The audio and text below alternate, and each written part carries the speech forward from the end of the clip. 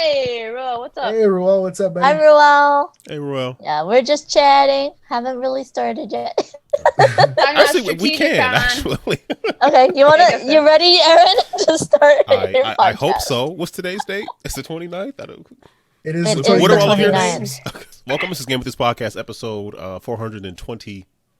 Make sure. It's 26. I'm Aaron. I'm one of the hosts here, and my other two hosts don't really play board games too much, so I don't know if they're watching, I don't know if they're listening, but they're more than welcome to share our affinity for board games. I invite them regularly, and I will continue to do so. But anyway, I'm rambling. I have three guests with me to talk about our favorite games of 2020. We have Candice Harris joining us. Hey. Oh, should I introduce myself? Is that my cue? You were right on cue. I was off. It's Friday. My brain is everywhere. I'm drinking this milkshake. I'm just losing it. Hey, everybody. We have Amanda Panda joining us. Hello. And we have my friend and yours who was just on mute, but he's not anymore. John Gonzalez, aka the Book of Nerds. Good evening, everyone. I unmuted myself just like the very professional that I am. So You're setting a good example for the rest of us.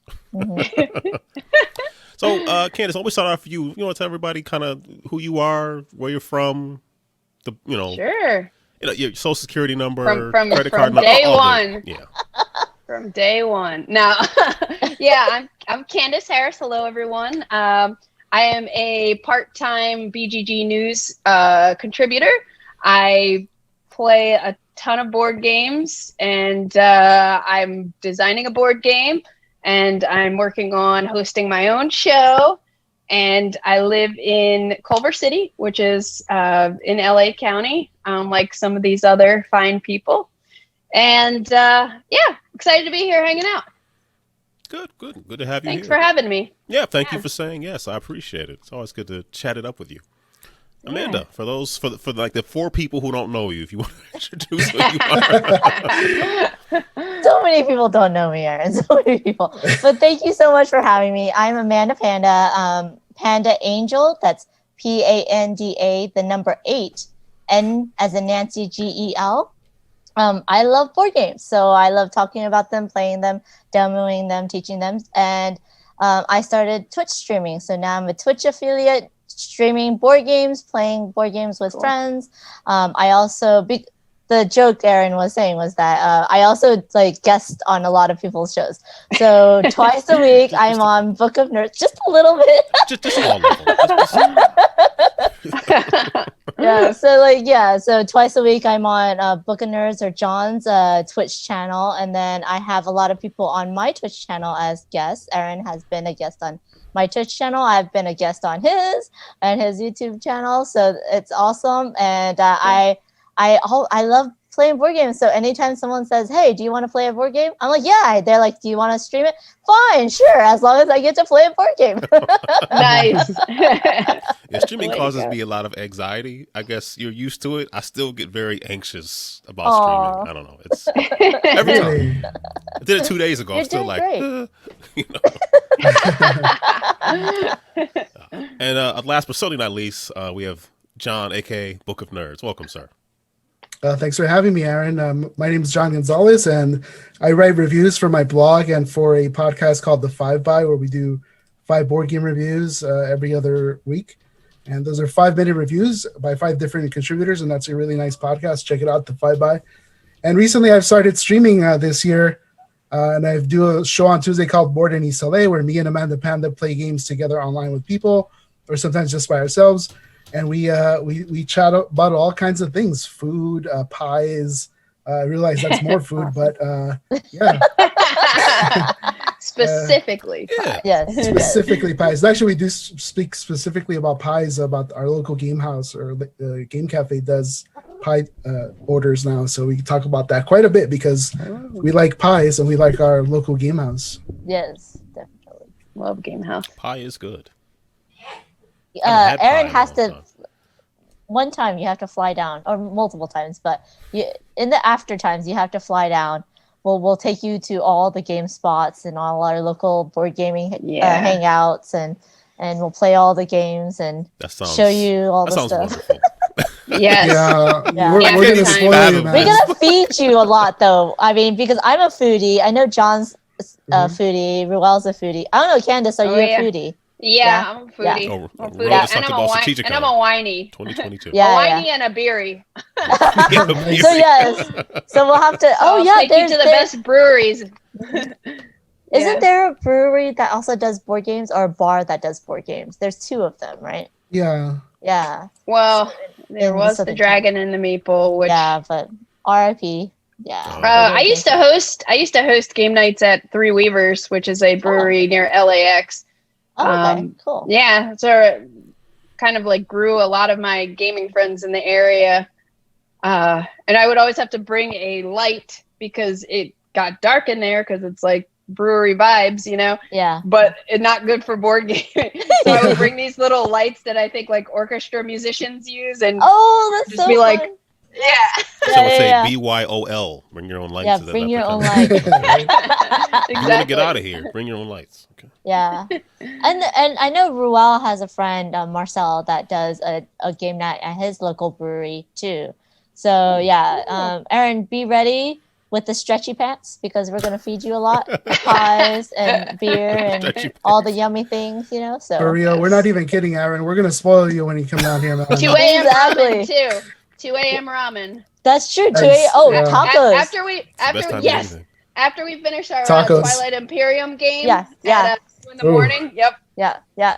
2 a.m. ramen and then 4 a.m. tacos. Because, Tacos. you know, Yeah. yeah. And then Another wake up game early, in more between. games. More Yeah, games after exactly. that. Start all Do it over all again. over again. Get ready. Get I can ready. see that Ruel is definitely agreeing to everything that's being said. Bring the stretchy pants. That's all right. It's not like you guys have a really, like a lot more. Like there's game stores here and there's stuff going on. It sounds like there's a lot more going on in LA than just in Maryland. There's always things going on in LA.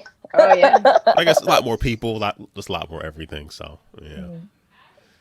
Anyway, well, while we're all here, we're to talk about our favorite games of 2020. So I was thinking maybe we all just do our lists, and then in between we do one of the superlatives.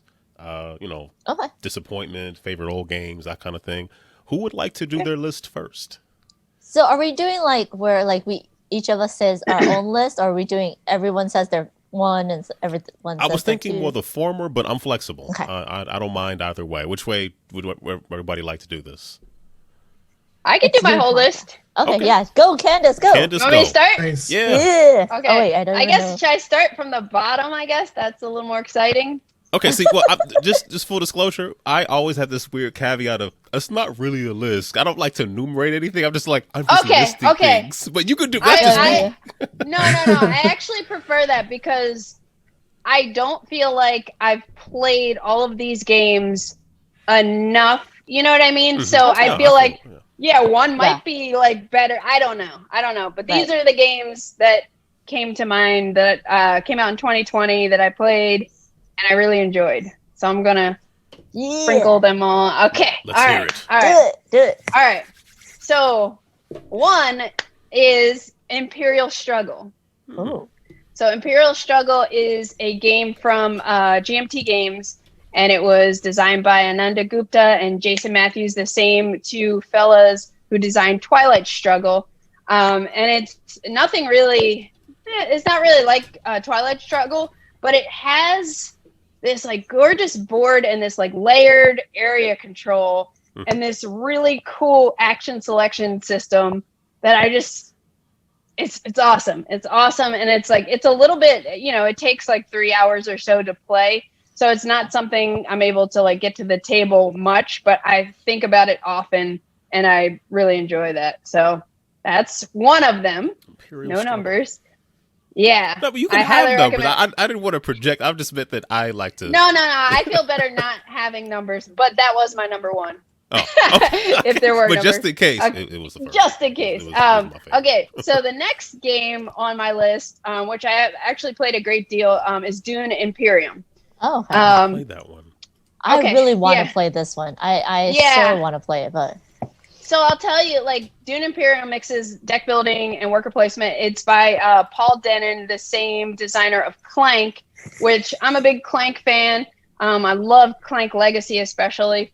But Yes. yeah, Dune Imperium has this really cool mix of worker placement and deck building, and I love anything with deck building. I'm like, it's a hit with me. Yes. But I guess it introduces these intrigue cards where later, after I played Twilight Imperium, I realized like there might have been some influence there with the action cards in that game. Mhm. But these intrigue cards where you don't quite know what your opponents are doing or can do at certain moments. And then the victory point system is really awesome because it's not like this giant victory point, 100 points. There are 10 points. The first person to 10 points wins the game. And it's really suspenseful. I had so many moments, especially in this one 3-player game I played with 2 of my friends, where we were like, I was stressed on this one turn, and like such a good way. Like I was like, what's gonna happen? And I don't know, any games that get me like that, like emotional, I love it. So highly recommend checking that one out. Have you? And also, go ahead. No, I was just saying there's 3 games with the deck building worker placement mechanic that came out. Yeah. Have you played all 3 of them? So Lost Ruins of Anhk is one. And what was the other one? Oh goodness, that's the one that's not talked about as much, but people love Cloud it. Age? No, it wasn't Cloud Age. I was trying to figure it Let out. me know if you can think of it. But Yeah. I did play Lost Ruins, and I was like, okay. To me, it was just okay. Uh-huh. I thought like the components and the theme are great, but I didn't like how random those whatever those monsters are that get placed out on the board. Because what happened was, and this I've only played it once, so it's like, and I would totally play it again. Like I didn't like not like it that much, but I was just like, I'm good on this. But like one person I was playing with went and they landed on a spot and they like, flipped over this thing that they're encountering. And it was like any one of us at the table could have beaten that monster because it was just like really, really easy. Then meanwhile, I go at some point and I go to explore something and I get this crazy thing that none of us could have done. And it's like, so it just like, I didn't like that. Like it was just, I wish they had tiered them a little differently or something. But one cool thing besides the theme of that one that I did like was the card market was interesting because you have like artifacts and something else. And in the beginning of the game, in the card market, like maybe there are 8 cards and 2 of them are artifacts, 6 of them are the other type of card. Then as the game progresses, then there are 3 of these, less of these. And it changes the types of cards on the market. And I thought that was pretty dope. But overall, I walked away from that game thinking like, I didn't get excited by it. But Dune Imperium, I did. And I was just going to say, like, also, if you're a solo gamer, the Dune Imperium solo mode is, like, really good. Like, I like that better than the 2-player mode, in fact. Oh, interesting. Because you're competing with somebody else who's getting points, so you get some of that same stress along the way. So, yeah. But did anybody think of that other one? Yeah, it's Endless Winter. No, I haven't played that.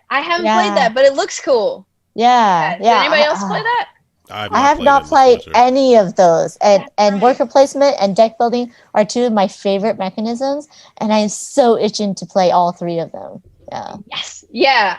Let me know if you end up playing Endless Winter, or maybe we'll play together sometime. Yeah. Totally. That did look cool to me. And I love worker placement and deck building as well. So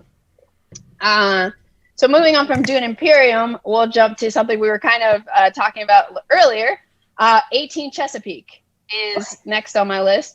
Last year I played, that was my first 18XX game that I've ever played. And it came out last year, and it's what I hear is like the best introduction to 18XX because you can play it in like 3 to 4 hours, depending on AP and everything. I'm noticing a trend with the games on your list that they seem to be quick pick up and play games. Yeah.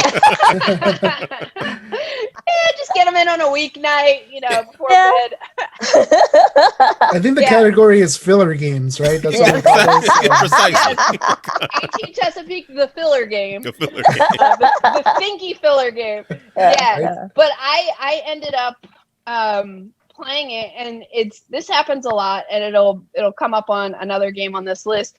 But like sometimes I play a game and I'm like, you're processing it, you're learning it, and I don't initially say like I love this, but then like I can't stop thinking about it. Like later that night, next day, and I'm just like, I want to try that again, and I want to figure that out. And I walked away from 18 Chesapeake like that, and I ended up buying it.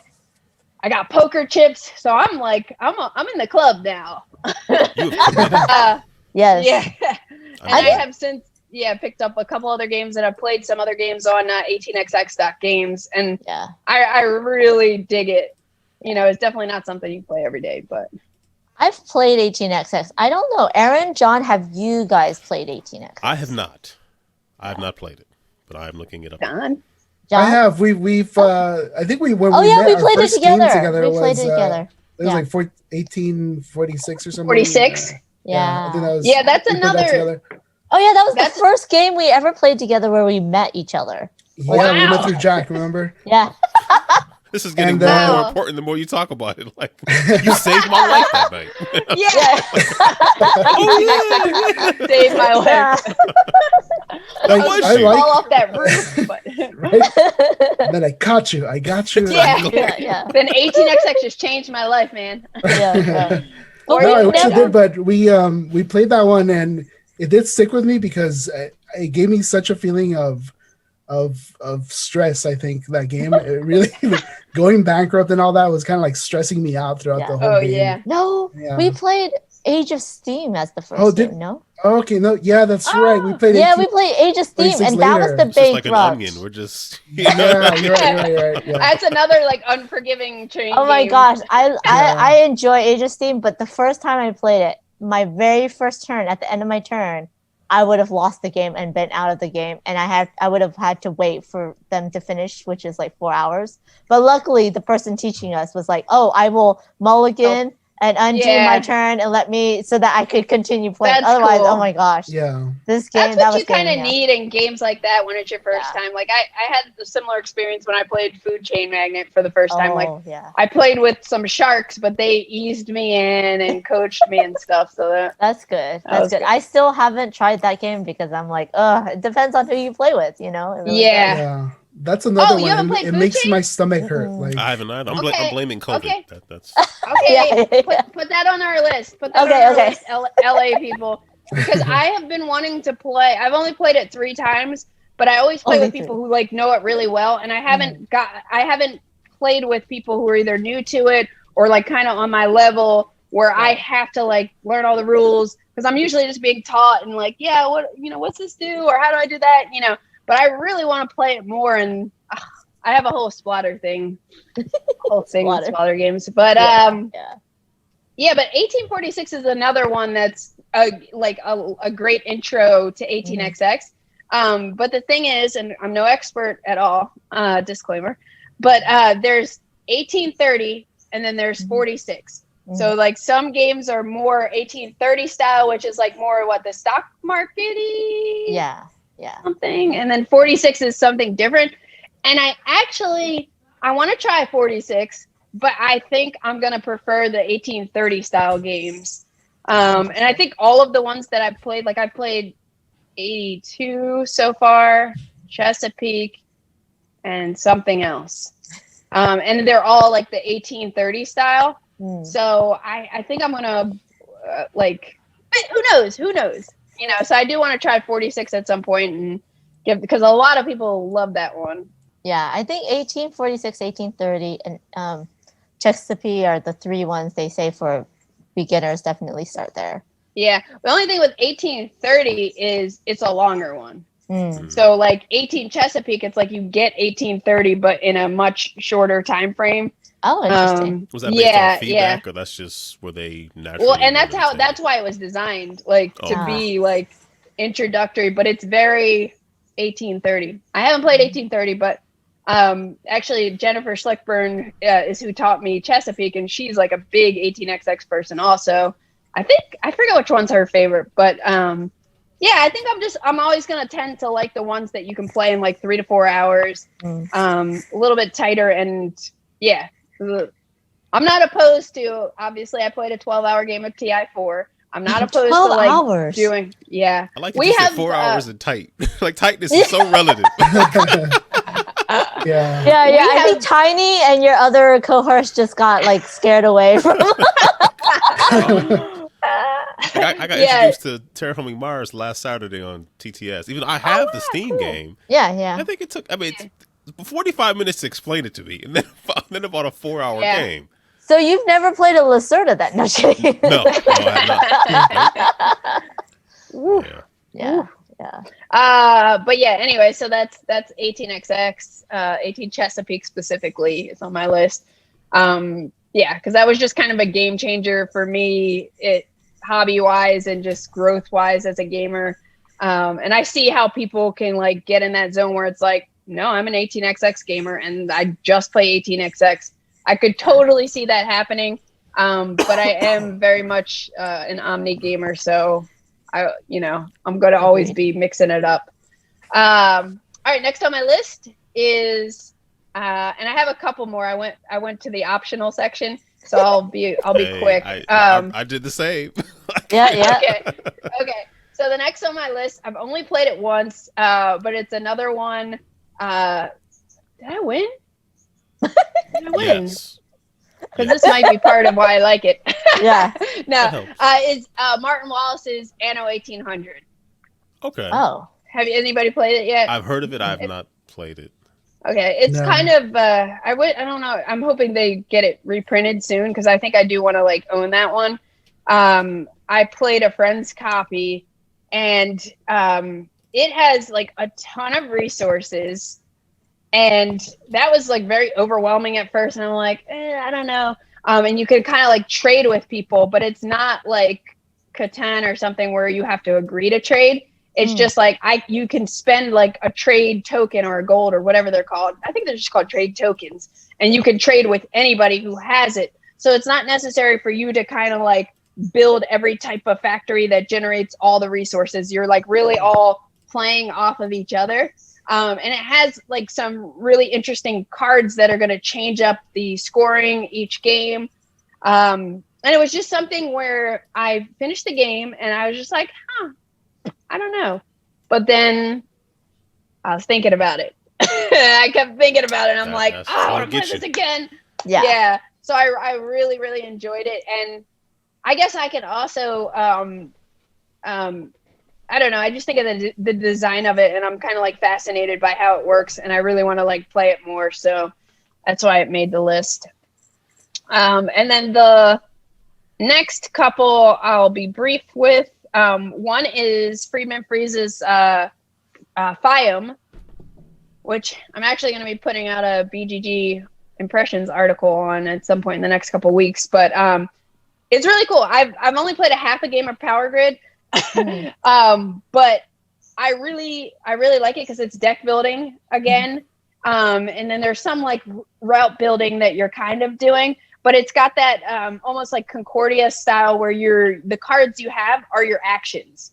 So it's like really like you only do three options on your turn. You either buy a card from the market, and the market's really interesting in itself, and then or you play a card, and you could either just like do the action on the card or just like take $2 or something like that, or you could do like a maintenance turn, and that's where you actually pick your cards up. But the thing is, like, the order in which you discard your cards matters, because when you're doing your maintenance to pick your cards up, you only get 3 for free. Then anything else beyond that you have to pay for. So it's like you really want to be strategic about how you're playing your cards, and you could even use it to like kind of cull your bad ones as the game goes on. You're like, I don't really care about that. Get that to the bottom and then just never pick it back up. But it's got some really cool card play. You can do a lot of different combos, and I really like the art on the board too. It's got this like vintage kind of wash to it, and it's got crocodile meeples. Oh, that's so cool. That's different. Yeah, I glued on eyeballs on mine. So I'll probably I think I posted a picture at some point, but I'll probably post pictures when I write my article. And I got that idea from Jennifer Schlickburn too. I gotta give credit where it's due. And then Polynesia. Has anybody played Polynesia? No. You should play Polynesia. Yeah, yeah. Adding Polynesia it to my list. Yes, add it to your list. It's really cool. It should play in about like an hour. It looks like Moana. Like the board is really pretty, and there's a volcano, and you're trying to get your meeples off to these islands as far away from the volcano as possible to kind of collect points.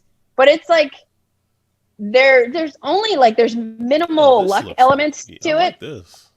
You will really like dig it. It's by Pierre Sylvester, who's the same guy who designed like The King is Dead and something else. But it's just one of those games that's like really easy rules wise, but like deep strategically. You have to watch the board, and you know there's a lot of like player interaction because you can take somebody's worker and use their boat and move your meeple and their meeple to another island. It's dope. It's dope. I've hosted the Ludonova, their team on was it I think it was Spiel Digital, and I was like, I knew I was hosting that game, and I went in with like really low expectations, and then after the demo of it I was like, that seemed kind of interesting, and then I found myself telling people about it, and the more I talked about it, the more I was like really excited about it. So anyway, I got it.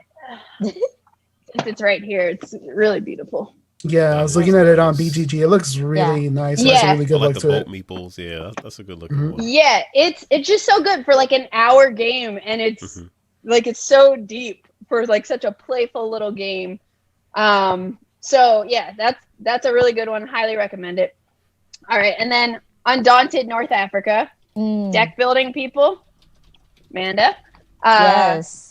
It's a lighter war game, I would say, because it's almost more like war themed, but it's a deck building game where you have these tiles that are set up, and you could do all these different scenarios, and it's 2 players, and you're using your cards to control what's happening on the board. It's awesome. I also like Undaunted Normandy, but North Africa came out, and it adds like jeeps and trucks and all this like cool stuff, but it's like really, really good. Highly recommend it. And then the last one on BGG. This is yeah. Oh yeah. They don't give those out. No. I like definitely check out either Undaunted Normandy or North Africa, especially if you like deck building. It's really, really well done. I love the artwork. The artist is, what is his name? Is slipping my my mind, but. Aaron, when you eventually play Stage Left, I actually hired him to do prototype art for my cards. Really? And it looks incredible. Yeah. Ronald McDonald. Yes. Roland, right? Sorry, Roland. Yes. I'm still stuck on Ronald. I'm still going with Ronald. I saw that was mine. I saw the cards, the artwork on the cards for the Undaunted games, and I'm like, everybody like this, his style is so cool. He's done art for a bunch of other games, but like the Undaunted artwork was just so dope, and everybody looks like uniform. Like it's like this is the same game, they're all soldiers, but they all have their own character. And so I was like, I want to get this guy to do art for my game. So that's Roland. it. Yeah, and then I'll just stop there. The last one was Allbridge is Burning, which is the newest coin game that I just posted an article about. I have not tried a coin game. Oh my goodness. That's another thing we can play, because now I've played a couple, and I'm planning to by the end of the year have played them all. So okay. Yeah. I have learned a lot. Your list is yeah. I have learned a lot. Or do we have any crossovers, or I have to wait and see? You'll have to wait and see, I guess, huh? Okay, that is my top 8. All right. Thank you. Good job. Sorry if that was like long. No, that wasn't long at all. It's just there's so many things. I just have so much. I know I don't know a whole lot, but I feel like after your list, I'm just like, I don't know anything. Oh my goodness! Wow, that's all right. You have some research to do, some homework, sir. Just a little bit. I'm sure we all will by the time this is done. Or we'll be making a list. I have Monopoly and Uno, just different versions. That's so everything known quantities. So we're good. Pokemon Monopoly. There you Harry go. Potter Monopoly. Which one did you like better? Insert noun. Monopoly. All right, who's next? Or are we doing an in-between thing? Oh, first? we are doing it. Okay. Which one did you, Candice? Which one did you want to do? Just pick the one that you want to do, and we'll go around and do that one. Okay. So. Oh, okay. We do. Okay. Because I was like, I knew we picked a category, but how about most anticipated game of 2021? Okay. Somebody. So go ahead, Candice. You start. Yeah. I start. We'll follow your lead. Yeah. Okay. I put 3 because it was hard. So don't worry about it. Okay. All right. Most anticipated I'll probably game add of some to my list. Okay. Oath. Cole Worley's Oath from Leader Games. Okay. Know anything about it? Yes. It's the guy who designed Root. Yeah. Okay. Anhk, which is the new one from Eric Lang, which I'm really excited about because I never owned Blood Rage or Rising Sun, and I went in for the Kickstarter for this. Not like all CMON in, but like I went in and I got a demo of it last year at some point, and I just like was really impressed with what I saw, and I think it's just going to look crazy awesome with the miniatures and everything. So I'm excited about that. And then the last one was Perseverance. Chronicles. Oh, I can't think of it. It's the Mind Clash game with the dinosaurs. It's like a dice worker placement, a heavier game where you're on an island trying to survive these dinosaurs coming at you. Oh my gosh! Now I have you guys heard of any of those? I've heard of Anhk and Oath. Okay, I've heard of those two. I've heard Perseverance, I haven't heard of. Oh, you should check it out if you like heavier games too. I don't think it's like gonna be like too crazy, like not Lacerda heavy, but like probably on the level of like Antiquity or something. But I don't think I played a game. Mind Clash. Mind Clash. Yeah, I think if you start typing Perseverance in BGG, it'll pop up. Yeah, it's just Chronicles. It's Castaway Chronicles. Yeah. Castaway Chronicles. There we go. Oh, that looks cool. Yeah. It's just so I kickstarted it. So like when in the after times, if you guys want to play it, I have kickstarted all 3 of these. So oh, that looks cool. It has a really cool look to it with the dinosaurs and And I went the extra mile and paid for the they're kind of staining some of them. Oh wow. Yeah, so they'll have that like textured look or something. I don't know. I was just like, well, I've spent this much money already. Go all in. So I'm really excited about all 3 of those games. There's been some awesome dinosaur themed games lately. I mean, in the past like 3 years or so, you know? Yeah. Yeah. Agreed. So Amanda, what are your most anticipated? Okay, they're not as hardcore as yours. Hey, no worries. Pretty much none of mine are hardcore. Right?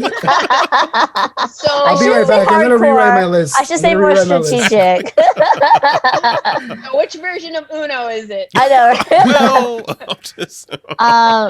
But Power Rangers, the deck building game from Renegade, I have been demoing it. I've been teaching it as a demoer, and it's so fun. It's the most fun at 4 players with 2v2, 2 players versus 2 players in a team, because you can actually help your teammates in a way, and I love deck building, so you know it's a lot of fun. I'm not the biggest Power Ranger fan, but oh my gosh, the mechanics and the play of this and the use of the cards and the attaching, heroes and other abilities to your hero. It's so much fun. So I really enjoy that. Do you like it? Have you played it 2v2 and 1v1? Like what do you like best? I like it best 2v2. I've played it 1v2, but it's the team people. They have a little more fun than the solo person. But the solo person gets to go after everybody, so you get 2 turns versus them getting 1. And then I played it 1v1, actually on my stream with Victor Ortiz, and he decimated me. But like, yeah, but you don't get to see all the more powerful cards. You don't get to have more of the Zorgs and the villain. The more powerful helpers. You don't get to see that as much in a 1v1. So the 2v2 is definitely like you get to see everything. It's a lot of fun. Sounds super cool. Yeah, it is. It's so I have really to ask cool. you, what did you think of the last Power Rangers movie that came out a couple of years ago? I did not watch it. I didn't even know there was one. I know, right? Yeah, same here. My foolish heart. You have children. Apologies. You have children. Well, That's true. or I don't know if your children wanted to Yeah, see that's it or true. if it was you. No, well, Oh, I was kind of like, I took my middle to go see it. Oh. She liked it. It was Okay. fun. They're rebooting it again, Yeah. of course, because it didn't make enough money. But it was fun. I've never been into Power Rangers, but the idea of a 2v2 deck building game sounds really cool. yes. Yeah, I mean, it It's must be so much fun. We should mechanically just- must be really sound if the IP Yeah. doesn't really hook you. Sorry, Candice. Before I forget, sorry to cut you off. Not at all. I got Unmatched. Ah. I got Unmatched. It was your recommendation, Amanda, Yeah. right? You were the one that was telling me about how easy the line of sight was. Yes. And we played 2 matches last night, and we Oh my both gosh. really enjoyed it. Yeah. Oh, that's great. That's great. I need to And get in you know, on that. I don't know why. I can totally, as long as each person has a copy, you can play via Zoom, which I've done, and it's so great. Oh, Yeah. cool. I played it with Suzanne. Yeah. At PAX Unplugged in 2019. Oh, nice. That was the first time I wanna played go it to that. before. It was slick. Yeah, me too. Cool. Yeah. Anyway, I got off topic because I had just thought about that when you were saying 2v2, and I was like, oh, yeah. Yeah. It's Okay, right there. so- You can see it. You can see it behind Amanda. Yeah, that's what I'm pointing. But we're on a podcast, so Oh, there might not is that be is that the Cobble and Stone one? Cobble Or and Stone, and I got Little Cobble Red and Riding Fog or Hood. whatever. Yeah. That's the same two that I got. Ended up getting. Cool. Awesome. Yeah, but no, I played with Russ for Chits and Giggles over stream, and he didn't have either of them. So I just needed a picture of his board, and I was fine because as long as you can see the board, he has his own, character because you can mix and match them across the different games. And I had my own character, and it was a lot of fun because you just need That's your awesome. own deck of cards. So it's a lot of fun. Yeah. Yeah, I need to get that cool. one. They're coming out with some Marvel themed Yes. expansions, They right? have Or- some Yeah, Suzanne ideas, was yeah. tweeting about those, and I was like, this might be a good entry point for me. Not Yeah. that the others weren't, but that it piqued my interest. I already want to get them all. Yeah, they even have like a Bruce Yeah. Lee mini expansion. Which Yeah. looks pretty fun. Yes.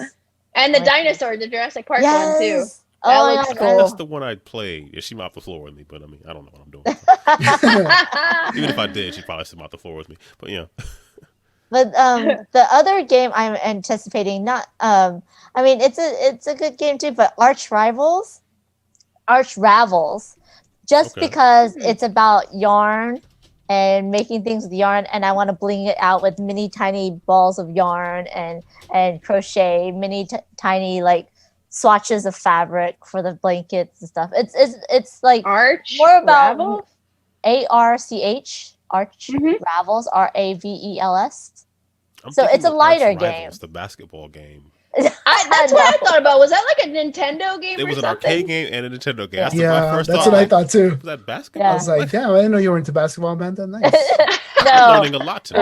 Yeah. Oh. No, it's about yarn, and I'm very into yarn Cool. and Okay. knitting and crocheting. So, I mean, I kickstarted it. I'm still waiting for my coffee to get here.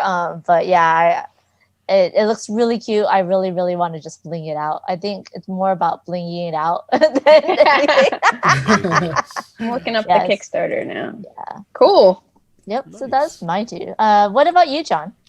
I have one. I don't really like add games to my looking forward to. I see like when they come out, because then I get FOMO of like I'm thinking about the games that are coming out. I want to get it, and then you have to like wish list it. You have to wait for it, or you have to kickstart it. So I have one thing on my wish list which kind of relates to my top 5, and that's the On Mars expansion, the cooperative expansion, Surviving Mars. I knew that was going to be on Yeah. your top 5. Spoiler alert. It's a cooperative module for On Mars, which one of my favorite games from last year, and it looks really cool. It has like aliens and stuff, so that's right up my alley. I want to check Cool. that out. That's Oh, I want to play that with you. That'd be so much fun. A Yeah. co-op with there's John. not a whole lot of information about it, and hopefully it's coming out in 2021. Yeah. That's the one I have on there. That's awesome. That's cool. Yeah. I'll talk about it when it comes to my thing. But yeah, me and John played on Mars like 5 times with Oscar and Benji a couple of times. And yeah, it's a good once. Yeah, that's awesome. I mean, we would have played it more, and this is we'll probably talk about this, but yeah, the pandemic hit and we stopped playing it. So yeah, it's sad.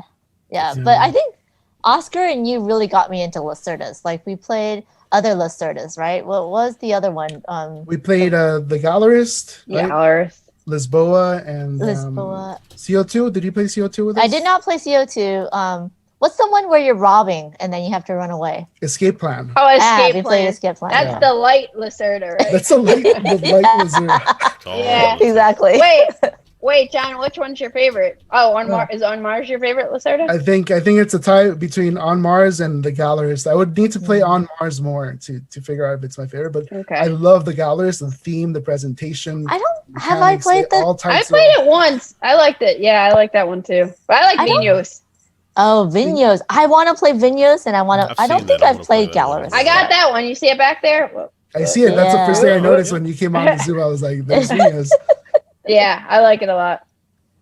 I like wine too. So that's like, I like the theme pops with me. All right, so Aaron, what's your 2021 what am I looking most anticipated? I kickstarted this a while ago, the Shovel Knight game, which Shovel Knight is a video game. It's mimicking like a 16-bit aesthetic. Oh. The game is, I guess. I guess you could liken it to like a not really a Mega Man kind of game. Like, you ever play DuckTales? Yeah. Yeah. I think so. That was a big inspiration for the game. So cool. I kickstarted that, I think, last year. Obviously everything is delayed. Everything is delayed. Yeah. That's the thing. Get in 2025. Yep. I didn't go all in, but I went in significantly. So looking forward to that. It's funny, there's some stuff I previewed. Like one game, called Shadow Network from Talon Strike, where it's a worker placement where you're actually like the theme is like you're a spy putting together dossiers and things like that. It's cool. It's a worker placement tableau building kind of thing. And I had to give that prototype back, and it was so hard to do because it was so much fun. Oh no! So I'm looking forward to that one. And then I have some that I have them, but they're like a game called Bittersweet from a friend of mine. I can't really see it. It's from my friend Matt, who also made a game called Composition. So Bittersweet is we'll start off as a 2-player game where the theme is you're opening up a box of chocolates and you're trying to collect chocolates to get points. You have a yum and a yuck, meaning something gives you bonus points, something takes away points from you. And I really I've been playing it a lot with the kids, and he expanded it to be up to a 4-player game, which is fantastic. But I think I'm really excited to see other people's perception of it, because I'm really liking it, and I'm hoping other people really like it too, because I think it's a lot of fun. Cool. So that's going to come out. And then, of course, it's not going to show up on camera because, life, but let me see. Creature Comforts from Kitchen Table. Oh yes, Creature Comforts. So this is a prototype of it. I have to give this one back. It's quite fun. But the full game is going to have I believe up to 5 players instead of 4. But it's worker dice placement and set collection. It's just the cutest thing. It looks really adorable. It's a lot of fun. So I have a preview for that and Shadow Network up on the site. And I should have something for Bittersweet shortly. But that's also on TTS too. So if anyone wants to play that, that's a great game. So some stuff. And female designer. Yeah. Female designer. Yes, yeah, absolutely, cool. Absolutely. And then I know I'm going overtime, but Surrealist Dinner Party. And I did a demo. That sounds cool. I'm looking it up. Resonim. And it's so interesting. I'm trying to think I guess there's card drafting. There's some kind of set collection, but like the cards play off each other, and the game is themed by different surrealist artists, and you're kind of having resources flow from one card to the next, and then people next to you can sort of impact what you're able to do.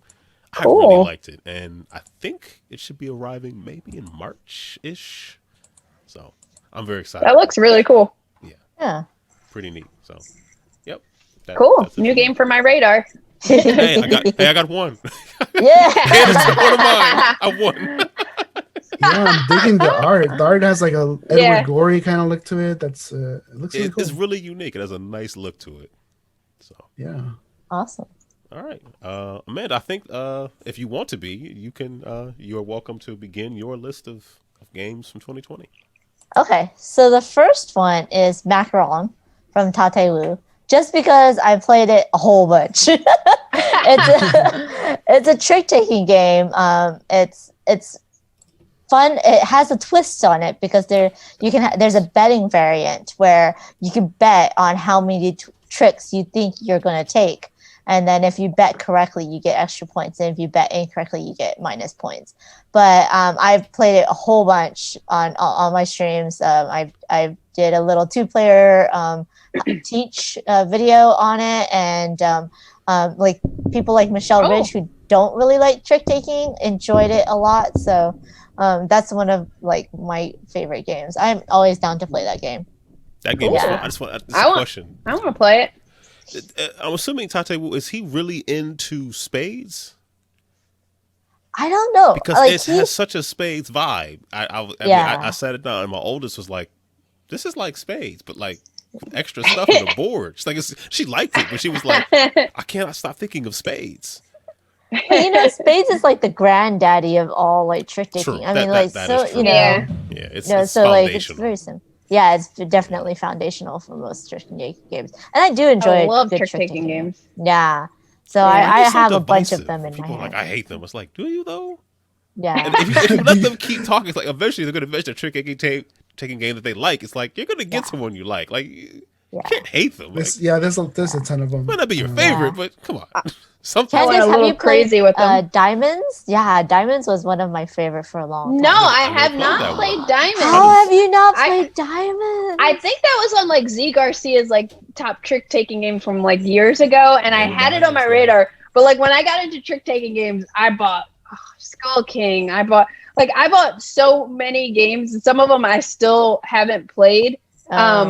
But the one that kind of got me into it, like I probably grew up playing spades or hearts or whatever. Yeah. But did you guys ever play? The German name is Krass Kariart, and I think it was the English translation. It changed. It was like checkered combos, but it was like it's one of these games where your cards in your hand, you can't rearrange them.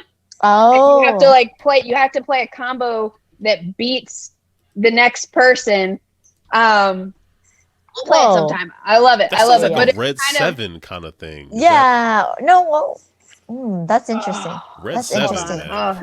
You have to I have not played Red 7 yet either. Like you have to be winning. Oh, I have. I've played Red 7 on BGA. Yeah, there's a good implementation of it on BGA. It is on there? Okay, because I know Innovation is, and it's the same designer.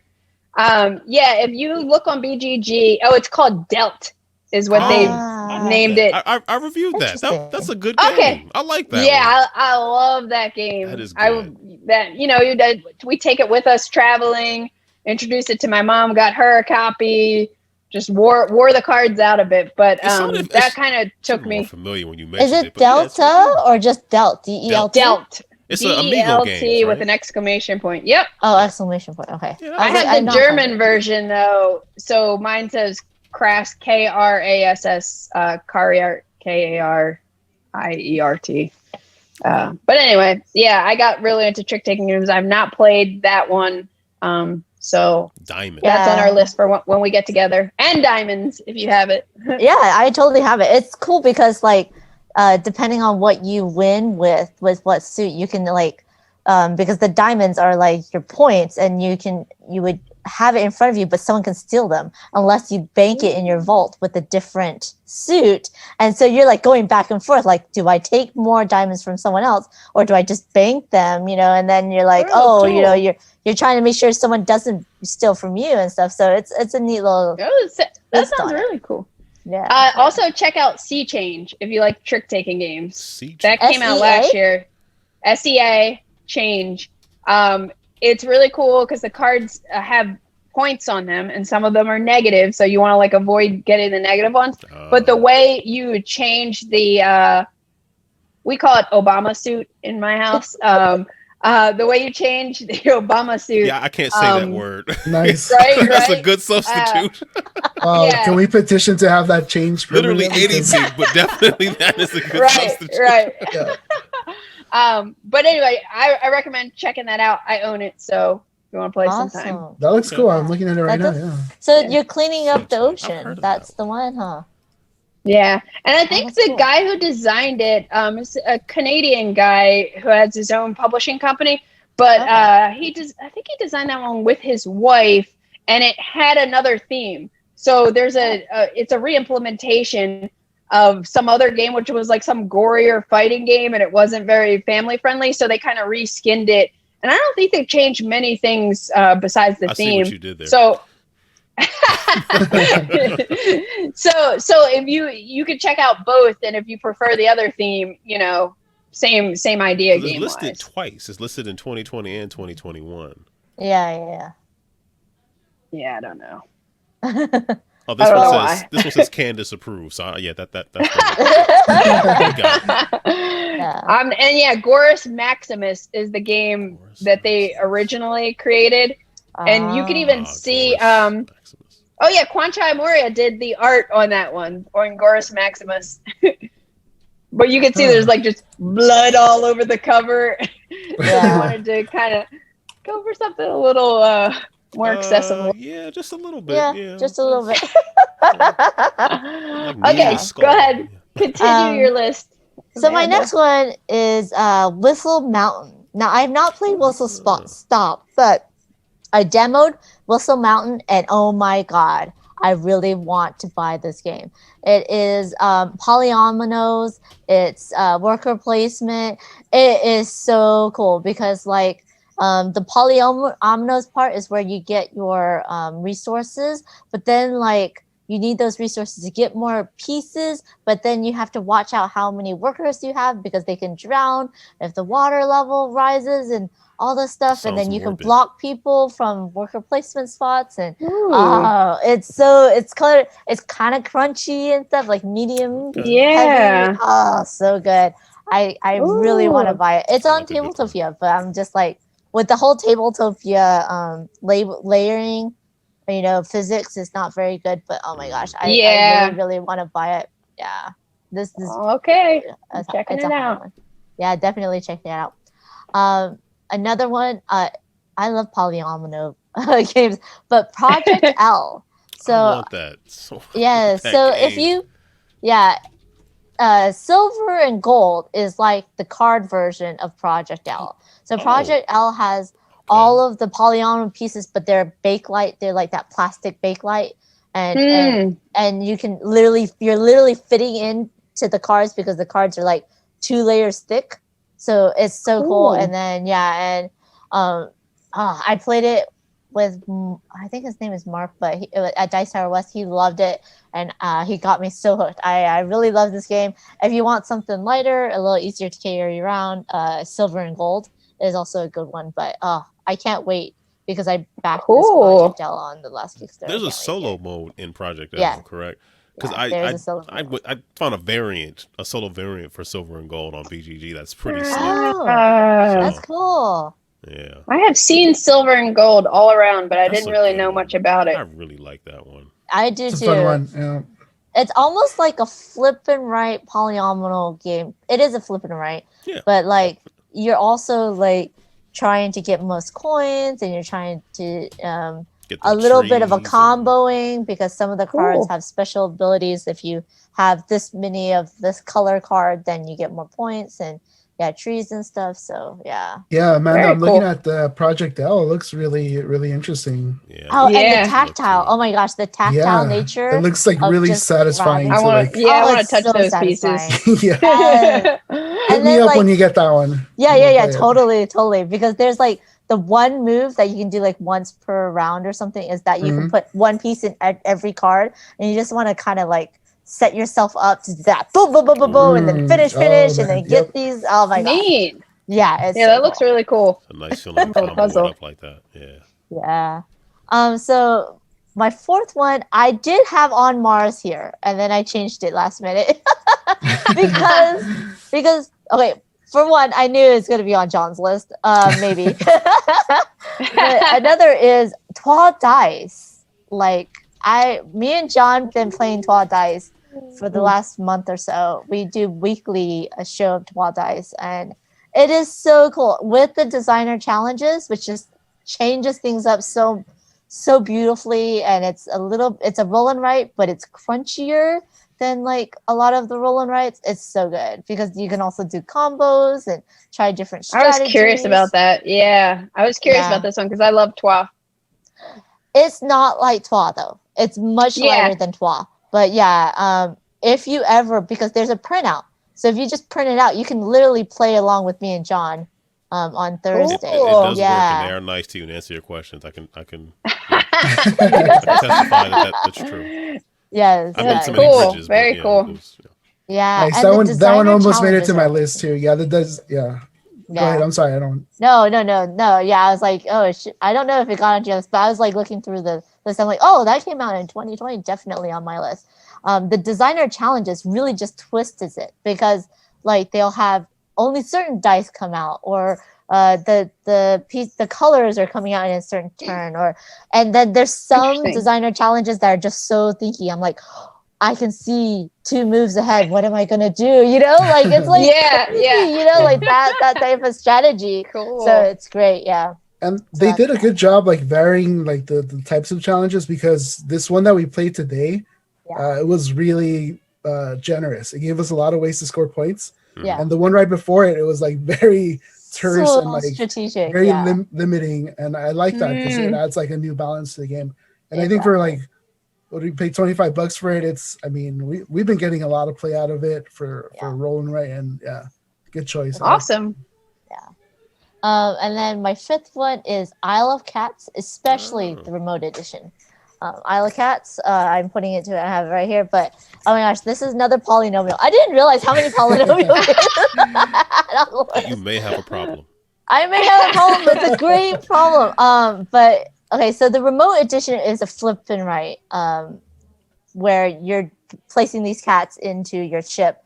But the actual game, it's thinky because you have these cards, and then like Terraforming Mars, you have to pay for the cards you keep with fish, but then you need the fish to lure the cats to get the pieces to fill the boat. So then you have to calculate, okay, if I need this card for this thing, but then I need to, exactly. It's all these calculations go through your head. I played it once a year ago and I liked it a lot. It's great. And then remote edition just baseline streamlines it. There's no fish involved.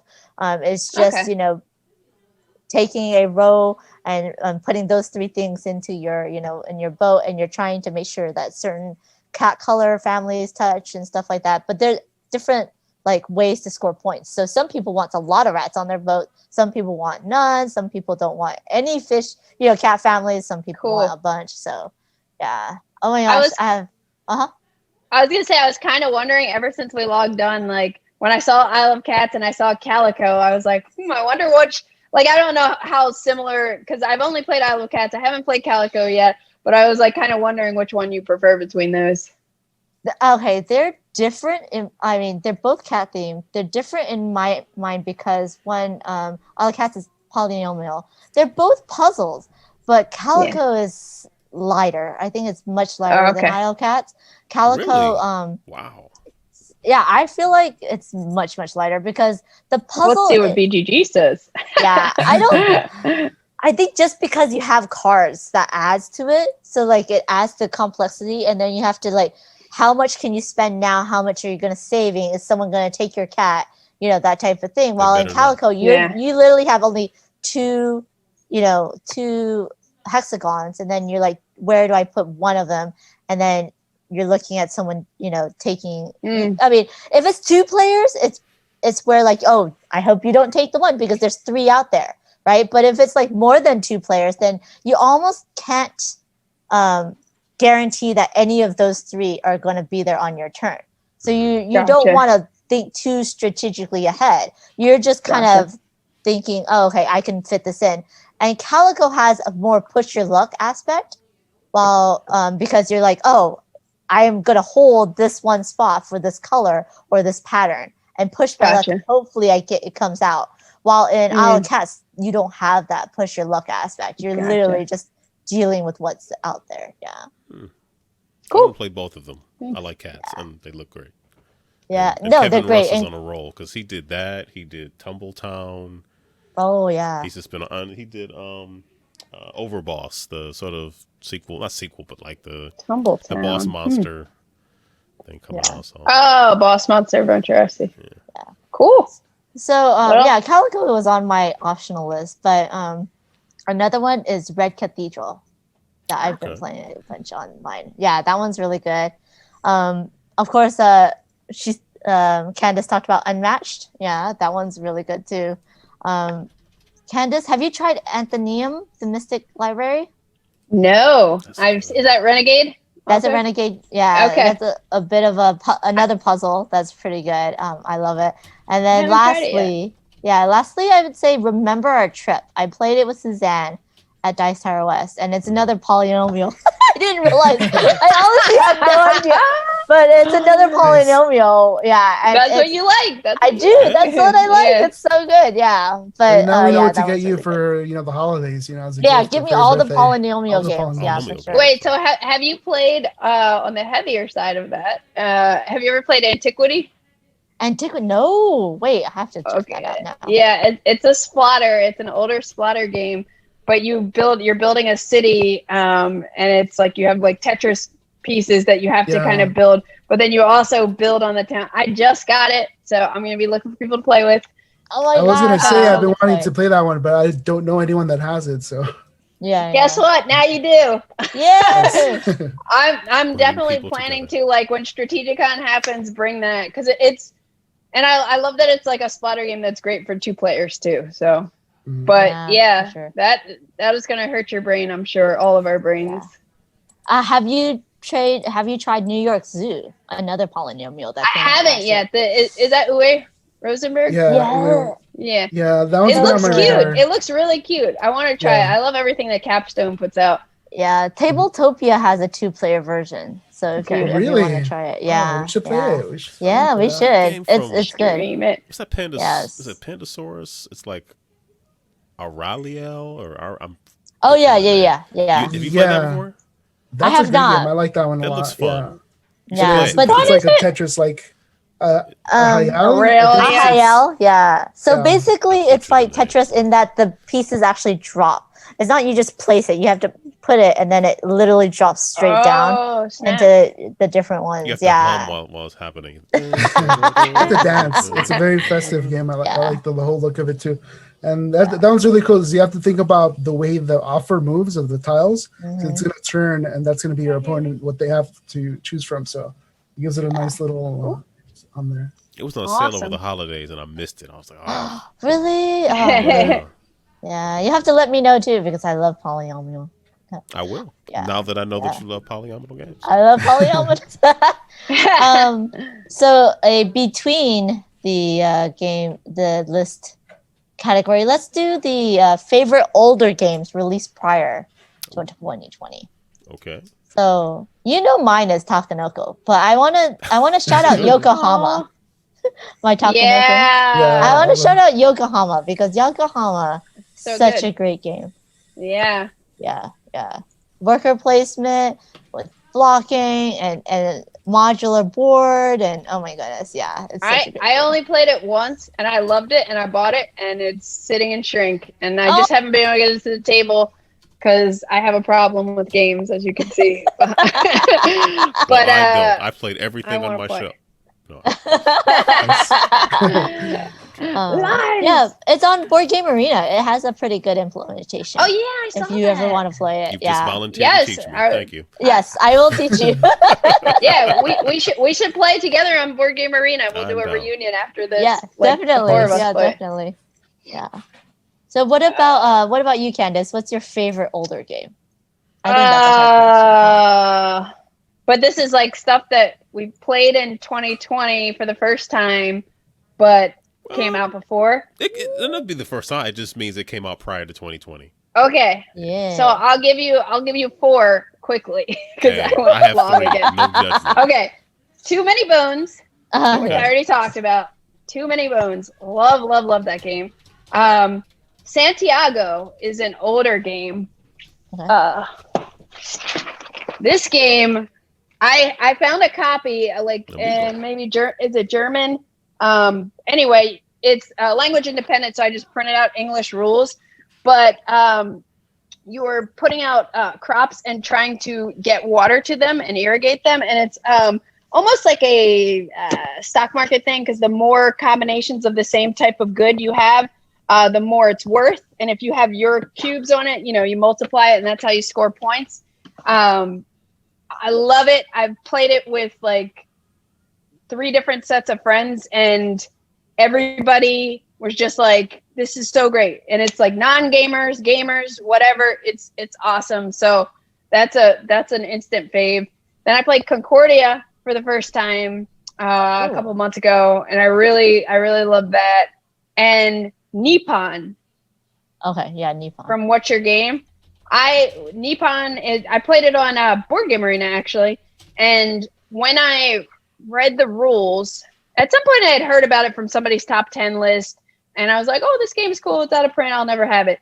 But then I was playing it with someone invited me to play it, and I was watching the gaming rules video, and I was like in love 2 minutes into showing how it worked. And I've had that a couple of times. Like Mombasa is another one where I've like read the rule book, and I'm just like, I love this game. And then I play it and I love it. Yeah. It happens sometimes. It happened with Mombasa. I remember like just reading the rule book, like giggling. And then when I taught it and people were getting excited as I'm telling them how it works, and I'm like, yeah, it's going to be awesome. Even though we had never played it. But Nippon was another one like that. Right. Nippon, is that Japanese? Yeah, I think so. I assumed it was, because in the setting. Yeah. I found a copy of it, a secondhand copy of it. But nice. Yeah. But it has like such a cool like area control thing, but like the way you use these different color workers, it's really, really cool. So I have this to is ask like Candice. Yes. Huh? Have you played Barrage? Speaking of waters and stuff. Okay, I was about to say.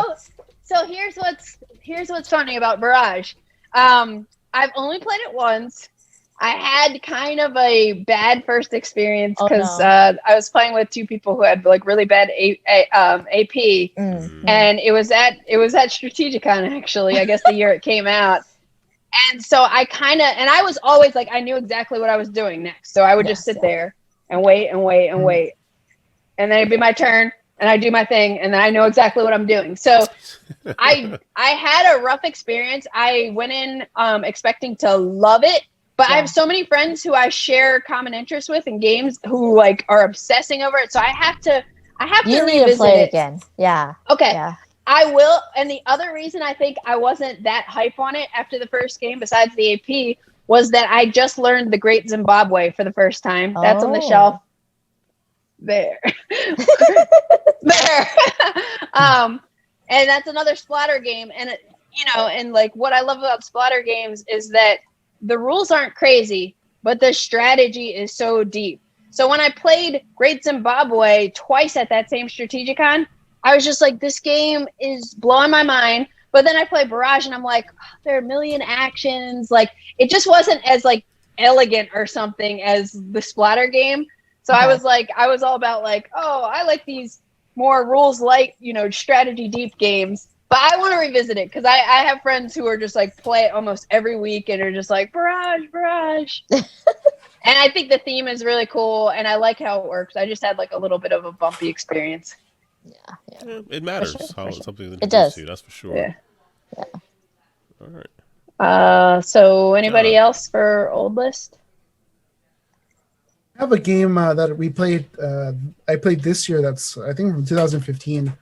It's St. Petersburg. We played this on BGA. Oh, I saw that on there. Yeah, and pretty good. We played this for we played this for our stream. It's like based around cards. It's a drafting game. You're building an engine, and so it's a lot of fun.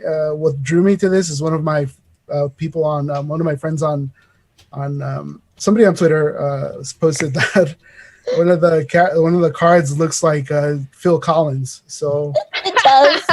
It really I was does. like, I gotta find this game, and I found it, and yeah, it was on BGA. We played it, and it's a lot of fun. It's a really nice surprise. Unfortunately, it's out of print, but it's a really fun. If you like engine building games, Ooh. card drafting, that's a really nice one, I think. Yeah, it's quick enough for Aaron, I think. Who doesn't want to do a 4-hour game? That's like not an what I want to. hour. It's just like last week when I was playing Terraforming Mars, I was surprised that I didn't have to stop. They just okay, left me good. alone. I was like, okay, great. It's a great game. I've had it. I just haven't played it. So, but now I can. So, yeah. I have the app too. So if you ever want to play something. Oh, nice. Okay, you know what?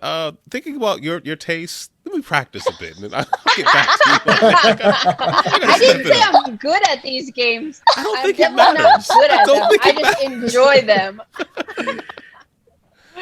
You play games I play in your sleep. I'm like into it, like constantly. You're like, yeah, whatever, just do that. Okay. I built my deck. Aaron, what's your 3 games? See. This one is something I've introduced to people and bought for a gift for a lot of people. Point Salad. Yes. That's I a great love one. I was just Salad. thinking about buying that as a gift for It's a somebody. great I've sent one it. to I think we give sent it to away. at least 2 other people. It's just great. It's Yeah. something. It's something people come over. Well, when people come over, but you introduce it to people, and it's like this is simple. They get into it, and it's just a really good game. I like it a lot. Yeah, agreed. And my wife liked it. Cool. And normally she's like, I don't want to learn anything new, but that one, if she likes it, it must be good. So Cool. yes, well, it is solid. Yes, perfect. Yeah, exactly. This one, it's more of the app, but I do own the base game and a bunch of expansions, and that's Mystic Vale. Okay, I just Mystic can't let Vale, that one yes. go. I love that game. I still haven't played it. Oh my god, Shame. it's so can't good. play I have them the all. app. I have the base game. It is just- Yes, it's so good. Oh, Ruel subscribed. Wow, Aaron. is that my first one? I think so. What? Is it nice? Okay, Oh. thank you. Yay! I don't know what to say. Wow.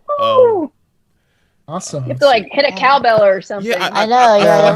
not prepared. I just have this little goofy GIF I can just throw up here, but that's I don't think that does Do it. Throw it up. Throw it up. Do it. Do it. Next, Potion Explosion. Oh yeah! Yeah, the girls and I played a lot of that game Oh in my the gosh. summer. I mean, I love Potion they were playing Explosion. it. They were Gotta playing the get in mobile there. version. Nice. We played the Yeah. physical version, and the one we got is the one with the plastic, Yeah. not the cardboard one. So yeah, You need the expansion with the I ghost. do because Yes. we can only play 4 people, so we need Yeah.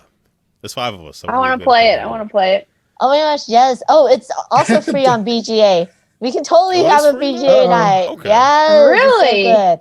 It's so good. I have the Yeah. mobile Yeah, version. I don't think Amanda's like I just- amazingly good at she is. Potion Explosion. We've played it a bunch, and she's always beaten me and a lot of other people on the stream, on her streams too. So Prepare to get Ruel- whooped. yeah, Kind of, sort of. Well, Yeah. No, but Candice, you'll like it because you're kind of like thinking in patterns and stuff.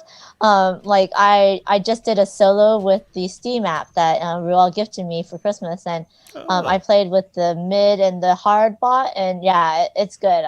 I kind of beat them both, but I love the puzzly aspect of it. I'll play against myself all the time. Like That's cool. That's what I've been doing with Terraforming Mars. Speaking of the solo challenges on the app, I love it. Okay, That's cool. I have to get one under my belt, at least one. Yeah, but that's a good way to practice because it's like you're on your own pace and you just try to like get that TR score to 63 Okay. any way you can. Any way you can. And the last one is just Quacks of Quedlinburg. I Yeah. got Oh that, yeah, like, the that's that's a week so after well. Christmas, That's and we played it That's so enough fun. since then. yeah. love We that played that game. a lot here. It is so I don't good. know. I really still want to haven't get tried those the little expansion. bits, the Oh, plastic you- ones from The from geek BGA. bits, yeah. Oh, I've seen They them. make a difference. Yeah. Yeah, the I wear think and I like tear. it better with the expansion, Candice, especially the small okay. little ones. Because Yeah. I mean, the base game was okay for me. I'm not too big on push your luck games, but the expansion with the extra different The witches. powers, The herb witches. yeah, Okay. those Yeah. it makes it much better. I think. It also expands it to 5 players too, right? Yeah. That which Yeah. also helps. So one I person was sit waiting to get, because I have the Geek bits, because I work for Board Game Geek. But I was waiting for the expansion ones to come in, because I was like, I don't want to play with half and half. Yeah. But they definitely, they make the game so luxurious. I wish the game just came with them, because those cardboard little chits get really beaten up. They're going to. Yeah. Just out of curiosity, And you want how that much do clickety clack, in the ones, bag. You just want to. How much did the bits cost? They're not cheap. I think they're about like 40 bucks or so. Wow. Okay. Yeah. They do look nice though. But it's like I know. I remember thinking like, oh my goodness, it's the same price as the game. You know. It's close. But I think that's a good upgrade to have, especially if you play that game a lot. Because my cardboard Jimmy Johns were getting like really, really beat up. We play that a lot because our neighbors who we play with, they love quacks. I think it's fun, especially for like a lighter game to introduce just anybody to. Yeah, it's cool. I introduced my I mean, girl people to it. were what? Yeah, people were like 3D printing jackets for the cardboard, or people were putting them in coin protectors and stuff. Yeah. I kind of wish taverns would have caught on as much. Remember we all played taverns and we had to beat the crap out of us? I like that one. Yeah. That was my first game that I played on game night, actually. Oh, cool. That was the first game I played on game night. It wasn't the first one that aired on YouTube, but it was the very first game I played for game night, and I remember just like loving it. But I never bought it.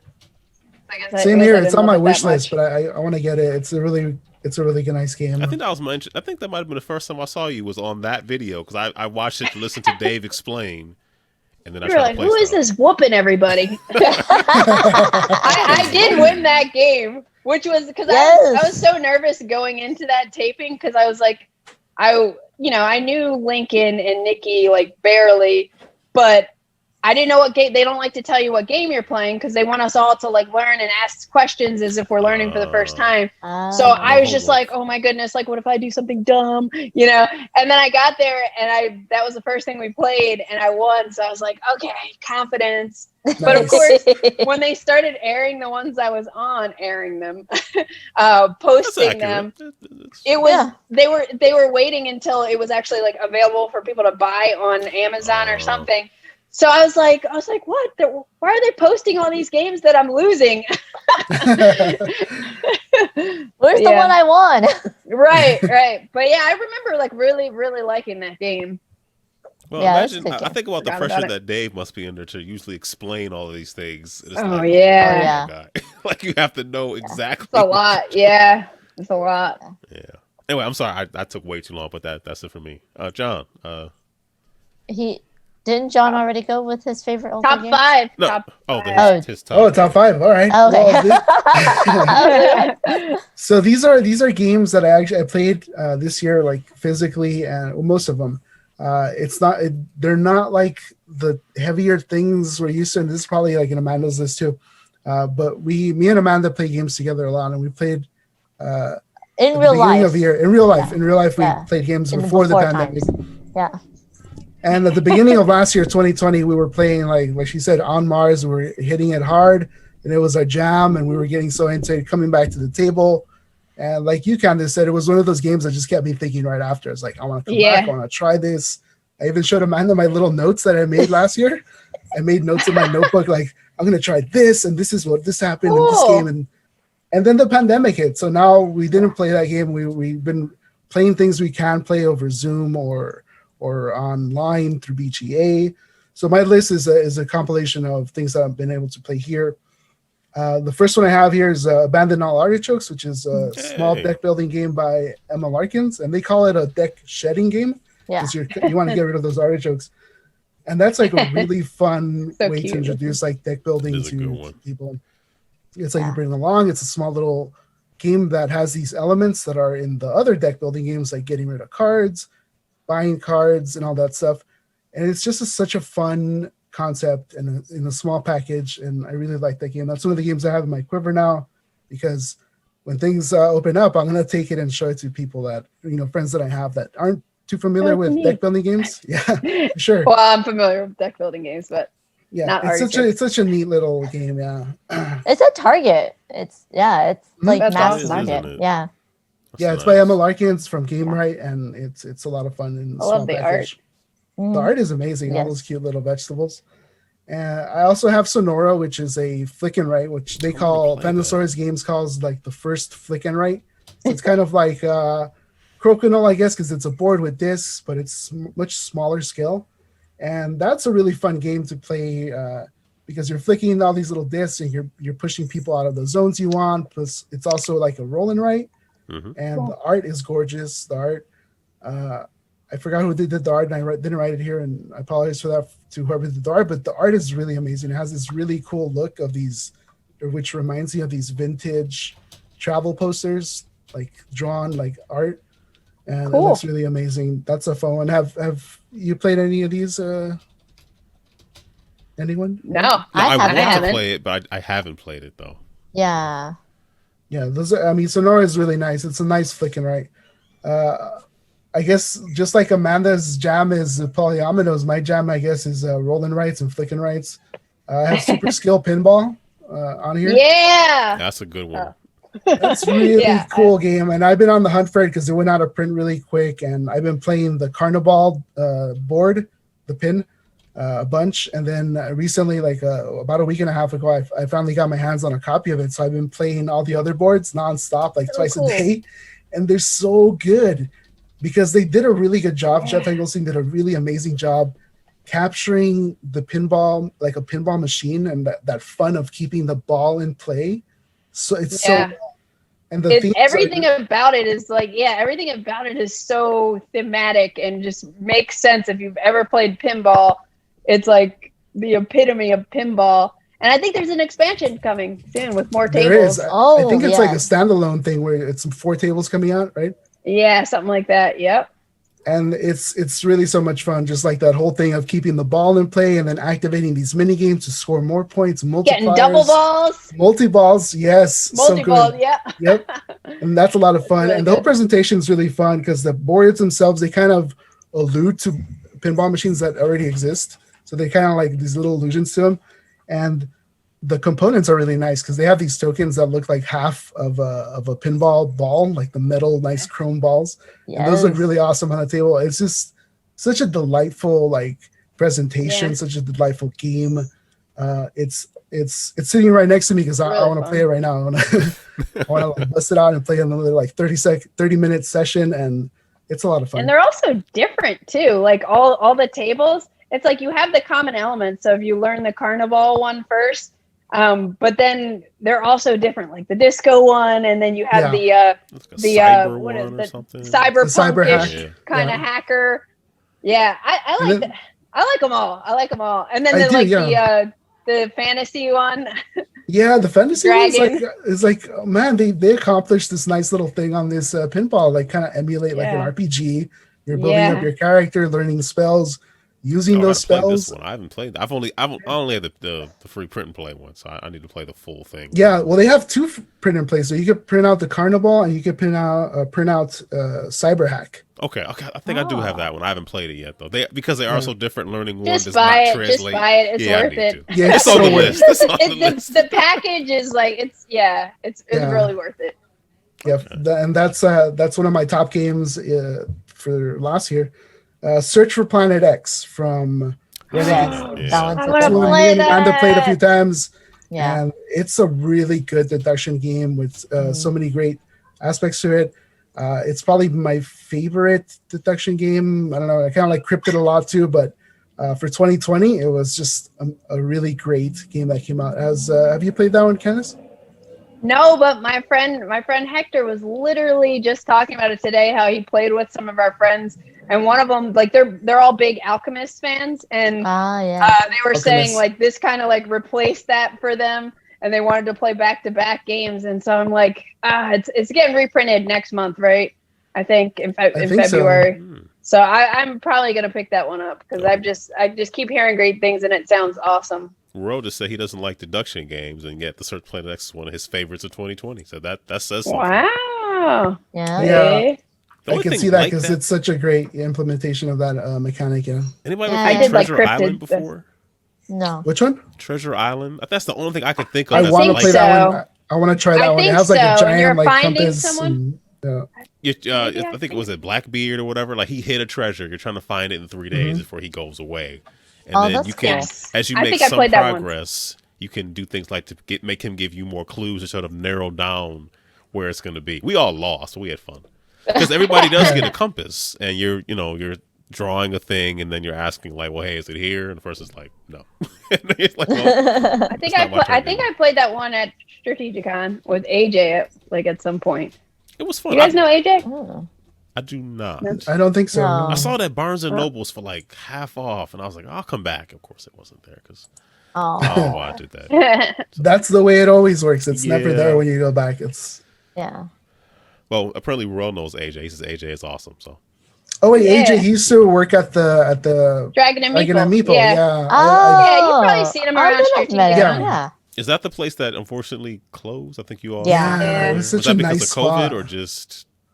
I think It was just hard. It was like balancing kind of being a restaurant, like a And a- full-on like restaurant with nice food and a game cafe, and I think the location Yeah. maybe. yeah. And It was plus, like yeah, right the near parking wasn't very- USC. It was yeah, right next it to was like USC. near USC, but it was kind of off the beaten path. So What kind of And food they did didn't serve? advertise. No, it was really yummy food, pub, but really good Yeah, the food pub was great. yeah, the thing is that like it was a bar, but they didn't have any TVs, so people didn't go there to watch games.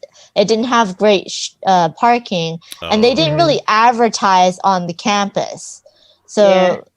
they weren't getting the students coming in just to play games. And they had a lot of great hot games in there, and the Yeah. food was amazing, but the food was a Food bit was so good. expensive because Yeah. it was USC. So it was just a Yeah. bunch of stuff that was unfortunately. I mean, the most gamers are like cheap, but then it's like, yeah, you don't have the TVs for the people who want to come spend the money for the food or watch the game, yeah. Yes. Can I trade these Yeah, maples hard. for a wing? No. Okay. Oh my gosh, the food But was it was a nice amazing. spot. The tables Yeah. were incredible. They were large Yeah. tables that would fit large I games, know. and they had I'm very really sad about comfortable it. seats and stuff. It was a but good yeah, spot for Yeah. sure. It was a Yeah. good spot. Yeah. Well, I don't know who owned it, but hopefully, maybe they can do something else. And I don't know. I want one on the west side. I want one on the East Coast. I would go all the time. Is that asking too much? I don't know. Not at all. I don't think so. I'm sorry, John. I interrupted you.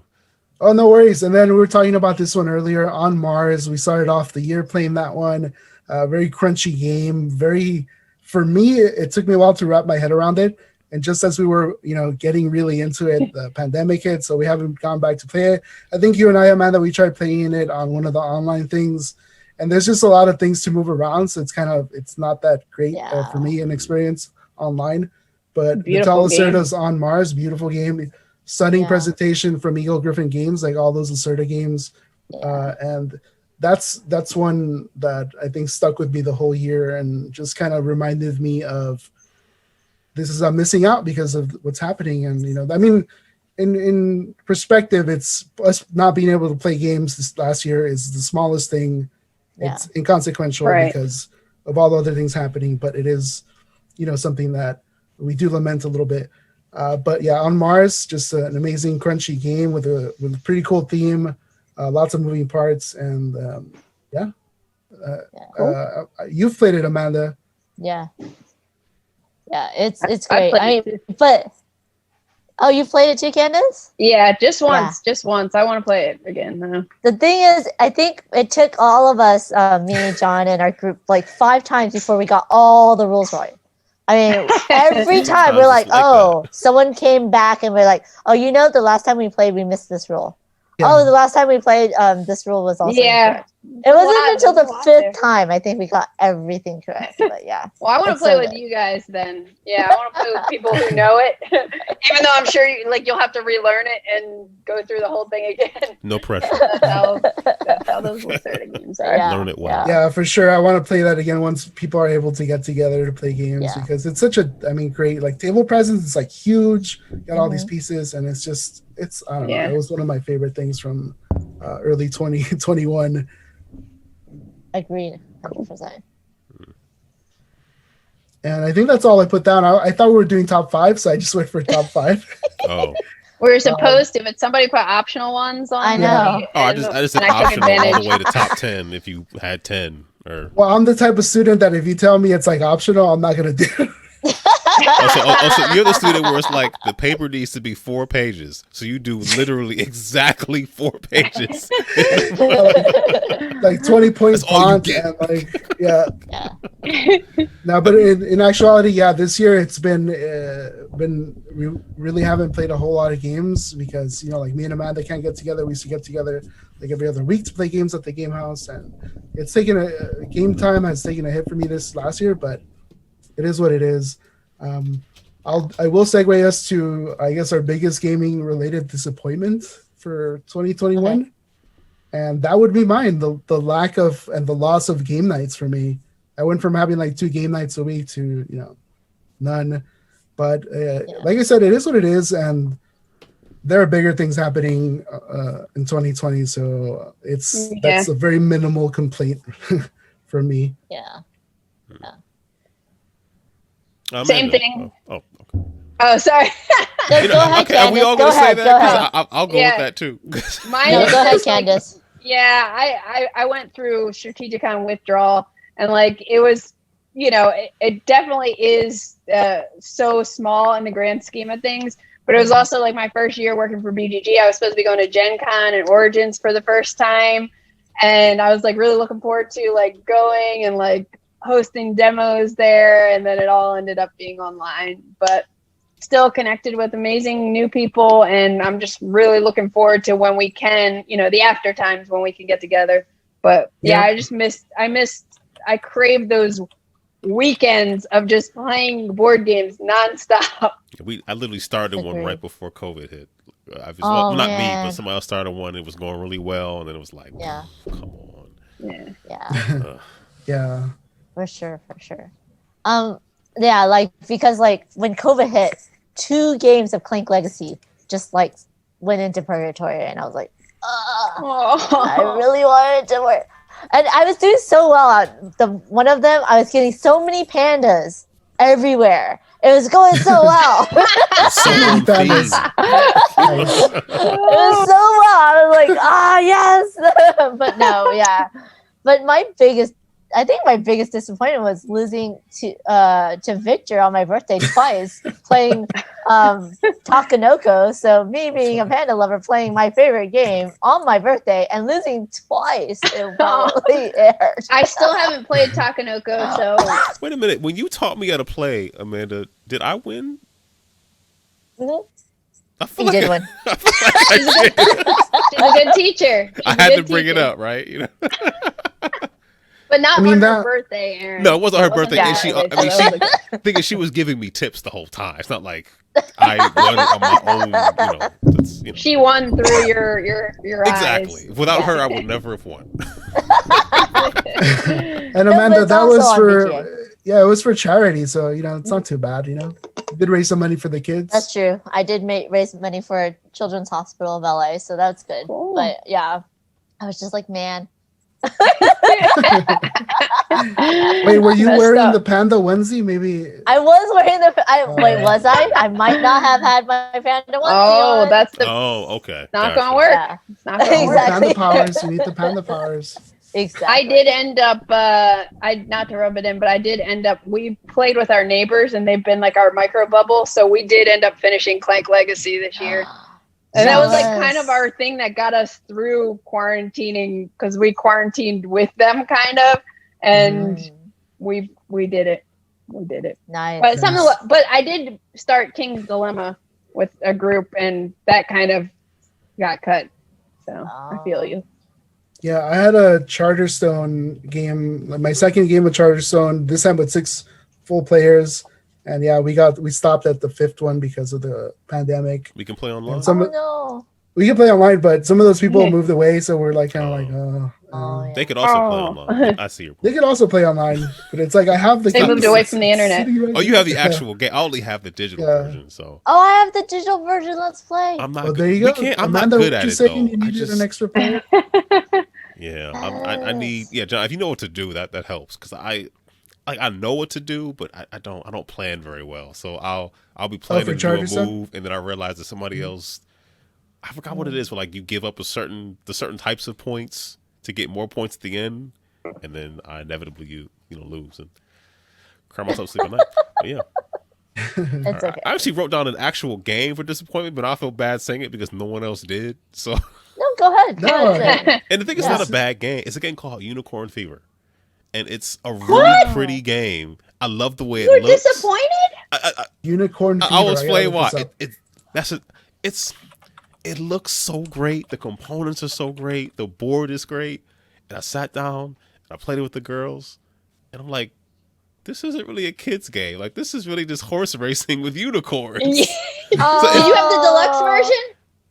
I don't know. I mean, okay, are the unicorns like this big? No, they're just the regular size ones. I played the deluxe version, and it has this whole mat, and it was this whole like epic experience. So, my goodness, I liked it. I thought it was fun.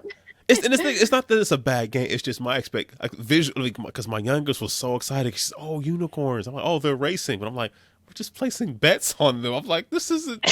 Because I know it was another game, wasn't it? I forgot. It was a reskin of something else. I think so. And it's not that it's bad. It's just I was like, wasn't what you were expecting. No, it wasn't what they were expecting. They were like, I don't want to bet on this. We finished it. It was fine. It just wasn't for us. But so you can't win them all. I'm looking at the deluxe version right now online, and I gotta say they look a bit terrifying. They're these very cartoony unicorns with their eyes popping out, and they have very little legs. You have like a T-Rex sort of kind of thing going on there. Yeah.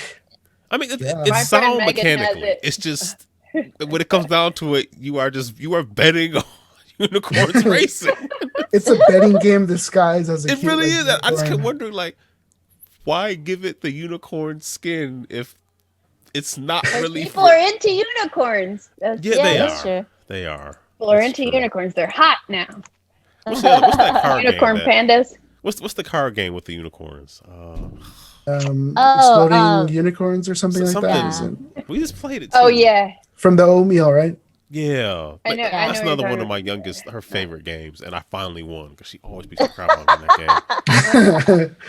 I can't think of I can't remember the name of it. Unstable. Unstable. Okay, that's what was on this one. That one is just some mean cards in that game. But, yeah, for sure.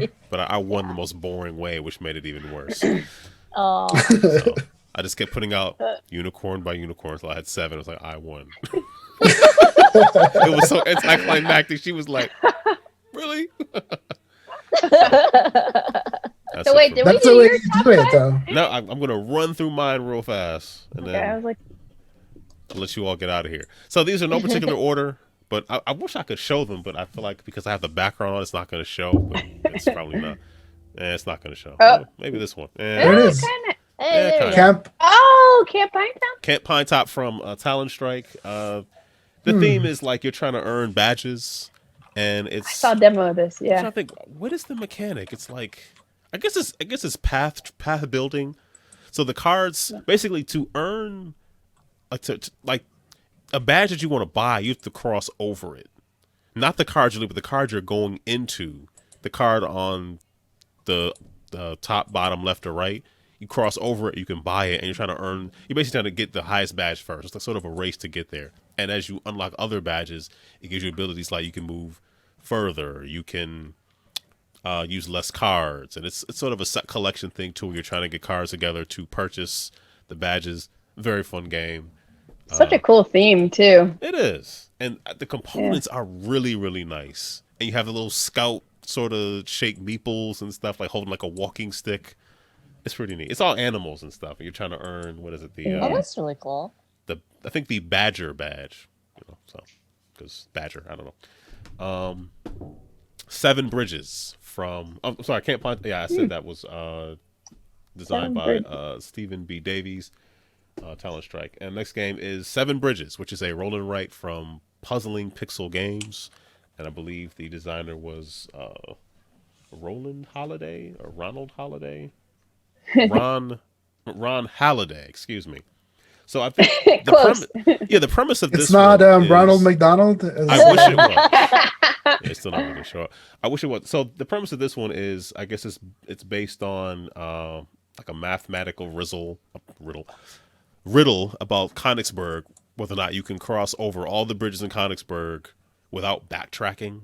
And I guess you can't actually do it. So the premise is you start off at a starting point, and you are trying to cross over as many bridges as possible, and you're trying to walk past a landmark. You score off every tree you walk by, every landmark you walk by, and if you actually make your path loop, did I say it was a rolling right? I probably should mention that. Yes. If you make your path loop, you get to multiply the right angles of your loop by how many bridges you cross. There's like 7 ways of scoring, and at the end of the game, your lowest method gets eliminated, and then you score all the other ones. So it's really thinky. It's like, it's not hard, but it's tough because you're and the die are just like either a straight line or 3 straight lines, 2 straight lines, a right or left turn, half a space, things like that. And it feels different every time because you're tracing a whole nother path, going past different sets of trees, different landmarks. And there's a solo game in it, but I'm not really that good at the game. So I just sort of, I'm trying to beat my own high score. Because basically the AI player scores off of everything you don't do. So if you only go over 5 bridges, they get the other 2 bridges automatically. So it gets pretty tough to beat the AI, so to say the least. Cool. It's that Tumbletown, published by Weird Giraffe, designed by Kevin Russ. I love this game. It has so many dice. So you have a little like street. Well, basically, you have a grid of a bunch of cars with dice on them that have requirements. So like to build a saloon or whatever, it might cost 2 brown dice and 3 yellow. But the yellow can't be any higher than 6 or something like that. So you have requirements in terms of what's on the die faces and the colors. The color. And it comes with a dice tower, which is nice too. It's like a saloon dice. Is it a saloon or outhouse? They're not the same. I think it's more like a saloon. I think It's not the same at all. You kind of want to know that before you go in, I think. Yeah. So you should check on that. But any game that comes with a bunch of dice just gets my attention immediately. And as you build things, you have like a little card that's like your main street, and there's requirements like this plot needs a 2-story building. The one next to it needs a brown die on the first floor, a gray one, whatever. And you're building around. You can have stuff hanging off of it, so you can sort of save spaces and not have to build on things you can score on later. A lot of fun. Cool. I've only played it solo, but I'm really liking it. I guess it was a Kickstarter. I guess it got the backers late last year. So there's sort of an engine building game because each thing you build has an effect. Like it can let you add plus or minus 1 to a die, maybe unlock more points for certain things on the cards themselves. You get 2 points for every cactus, something like that. So that's another good one. Next is Monstrosity from designed by Eric Slauson, and this is published by Deep Water. So I don't know if I ever played Tattoo Stories. Yes. Yeah, that was a game that Eric did for Games by Bicycle. That was good. So this game, it's like you're like a police sketch artist kind of thing where you get a chance to look at a card, a monster card for 20 seconds. You have to flip it over and then describe it to everybody else. And they do their best. So you want to focus on like how many arms and legs and eyes and horns and feathers and all that kind of crap. And you do your best to describe it, I think, in 2 minutes. And then everybody shows their picture. You pick the one you think is best. Everybody else votes. You can't vote for yourself. If everybody, you get a point as the person who described it. If everyone else, the majority of people pick the one that you like best. And the person kind of like a Dixit kind of thing or something. Exactly. Yeah. So it's you both get cool. something. So yeah, it's a lot of fun. So I put that at the table. We had a blast playing it. I think it plays up to 8, and I think with the expansion called the cutest, what is it, the cutest monsters? Because like there's an expansion that has slightly more attractive monsters in it, if that makes sense. So yeah, that's another good one. The 100 Tori, designed by Scott Caputo and published I want to play that. Yeah. Forgot all about that one. It's funny. I looked at the shelf today and pulled this down because we hadn't played in a while. I fell in love all over again. It is so good. It's on Tabletopia now too. So I forgot about that one. Nice. I remember like Rodney was raving about it too. It's really good. I think Lincoln, they played it on Game Night at some point. So it's a tile placement where if you want to match up different different artifacts, but as you're matching them up, if you go through red Torii to get to your match, you get to pick the same element that you're matching. If you go through a blue Torii, you get to pick something different. And as you collect more and more of different elements, you can trade your 5 in for a 5 piece, which gives you 5 points. If you get 5 more, you flip it over, it's worth 10 points. So you're just trying to figure out, where can I put this tile to go through the most Torii to get the most stuff? And then there's like 5 or 6 different characters that you can pay them money for their services. Like the poet will sit on top of something that you can match. So you can match. So like if I put a tile that had a rock on it, and then there's a rock 2 tiles away, I could pay the poet to sit on the rock that's 2 miles away, so I can block that one and match up with another one to go through more Torii. So I don't know. I hadn't played it in a while, and it felt really good, and I won by quite a bit. So I was feeling pretty good about myself. There is a solo mode in it too. It is so hard. Oh my gosh, it is so hard. It's pretty rough, but it can still be played. You can tweak it a bit to maybe make it a little bit easier, but it's a lot of fun. So that's 100 Torii. I mentioned this earlier. Composition. I don't know if you all remember, we played this with the designer on TTS. Yes. He kind of walked us through. It's a board game. Yes, that was fun. Most of the characters are animals, exception of one character. Well, one character is an elf, another character is a person. But basically, like if you pick the warthog, you get the letters HOG. So every turn, you can always at least spell your name. But then you're going to acquire more letters and spell more words. Of course, Amanda beat the crap out of us, even though she insisted.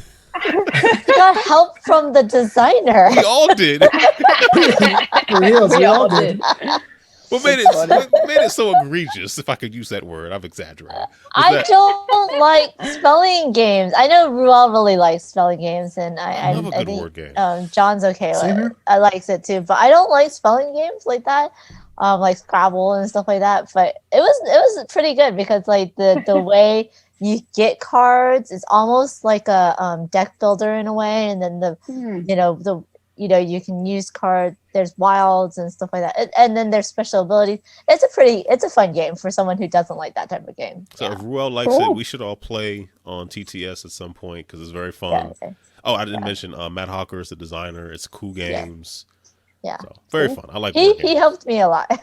He helped us all. He's really good. Like I remember, super nice guy. Yeah, super nice guy. Very nice I met him at MagFest, which is I think MagFest is probably gone now. Rest in peace. A lot of internal turmoil. I met him there. I remember he showed me the game, and he was coming with words I never heard. I was like, "Is that a word? I don't know." It's 80 points off one word. How is this possible? Very good. I think this came out in 2020. I hope it did. Ohanami from Pandasaurus.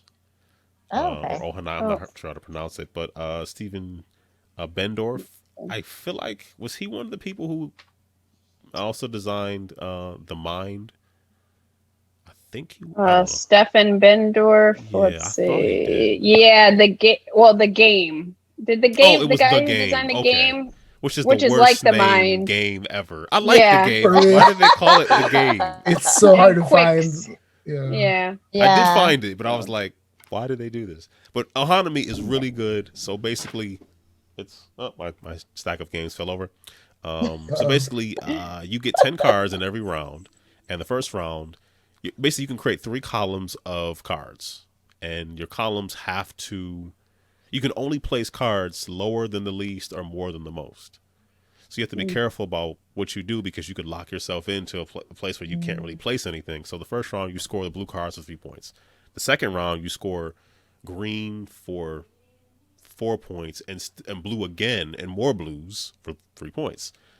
And then the last round, you score blues for 3s, greens for 4s, grays for 7 points, and then pink cards, which kind of just go up. They don't double, but they're just like a chart and how they just increase in value. So you have 10 cards, you can keep 2 or get rid of them, and you're drafting and passing them around, trying to build your 3 columns of cards to get the most points. It's a game that we'll just pull out and just play. It's so much fun. It's really simple to teach, and the cards look really nice. And you can't see that I'm holding it, but it's nice. It's a really good game. Divvy Dice from Stronghold Games. Yeah. I saw this. It's funny. I saw the BGG video and was like, I have to play that game. Yeah. You played it? It's really fun. Yeah, I have the German version. Okay. It's called Conan. Like, yeah, that's what it's called. Yeah. Man Moss. Yes. It's just this is good. Have you played it solo yet? I don't know if I ever tried it. I don't think I ever tried it solo. It's tough. But it's one of my favorite roll and writes, definitely. It's so good, but like it's one of my crunchiest ones. That's not like a Fleet Dice or a Coming Soon Three Sisters, something like that. I don't know. I really like it. I think it's so colorful too. Yeah. All those different cards. Well, you're building that grid. You're building the grid, and it's also got player interaction with like when you roll extra dice, and also just having kind of a market of cards. Yeah. Yeah, other people can use your dice. So yeah, it's one of my favorite roll and writes, I would say. I've only played. I'm not a big roll and write person. But I really am, and this is definitely one of my favorites. It's designed by Ulrich Blum and Jens Merkel, Stronghold Games. Yeah. It's Divvy, Divvy. Yes. Yeah. Looking for it. And then or get the German version. Conan. Yeah. And then you all know Mariposas from Elizabeth Hargrave. AG. I really like this game. This is a lot of fun. It's very pretty. And I don't know if you all played it before. I haven't had a chance yet. I know about it though. Yeah. Yeah, I was playing and I was thinking like, can I really make it back? back down to Mexico, but I did. Like, I made it to Canada and made it back. So it's really good, really pretty game. I played it with my wife and kids. The kids liked it more than my wife. I think she came in second, but I don't know. I don't know if I can get her to play it again, but we liked it. We're gonna play it again. Mariposa is really good, and I like Wingspan as well. I don't own Wingspan. I do own the digital version, but I'd like to get it at some point because, I think your family might like Wingspan with some of the expansions because the expansions have more player interaction, so you have more things to do. Like, so in between turns, on someone else's turn, then you're waiting for them to do something, and then it'll cause you to allow you to do something. Otherwise, it's somewhat solitaire-ish, and it could be a lot of waiting, and people just taking what you want from the food or from the cards. But if you get like an expansion or two, I know the first expansion had more player interaction cards where, like, if someone did this, then you get to do this. And so you're always constantly in the game, like, oh, is she going to do it? Is she, not just waiting for someone to go through their whole chain and you're just... Yes, exactly. And if it's a 4-player game, you're waiting for 3 people to go through their whole chain. Yeah. I think I played, I think right before the digital version came out, we played at the 5 or 6? 5. 1 to 5. I played a 5-player game on, like, I don't know if it's official, but like a really good TTS mod. It took like 4 hours. It was so long. Wow. Maybe because it was TTS. Yeah, maybe it was. Yeah, TTS adds time. TTS Tabletopia both adds time. Yeah. And with 5 players, 1 person will never get to be first. Yeah. Oh, wow. There are only 4 rounds. That sucks. Think about that. Yeah. Anyways, I think I might have been the 5th place. Yeah, that's why I lost. Yep, that's why. It wasn't my fault. It's your story and you're sticking to it. Exactly. And then last is Hughes and Q's from Yes, the Hughes and Oh Island. yeah. And It's this fun. is Scott Brady is the designer on Hughes and Q's. This was a hit. I put this. I described it, and people went, I don't know. I put it on the table, And then you play. It's we fun. had a blast. Oh yeah. And honestly, I told everybody, I was like, I'm at a disadvantage because, I mean, I know colors, but they know a lot more colors than I do. Well, they play with crayons and stuff, right? So they know you. Well, they know yeah, their but colors. Yeah. Like what's That's true. chartreuse and I like saying chartreuse. I have no idea what chartreuse is. I just like saying I it. thought it was a dessert my whole life until I don't blame recently. you. It sounds like a dessert.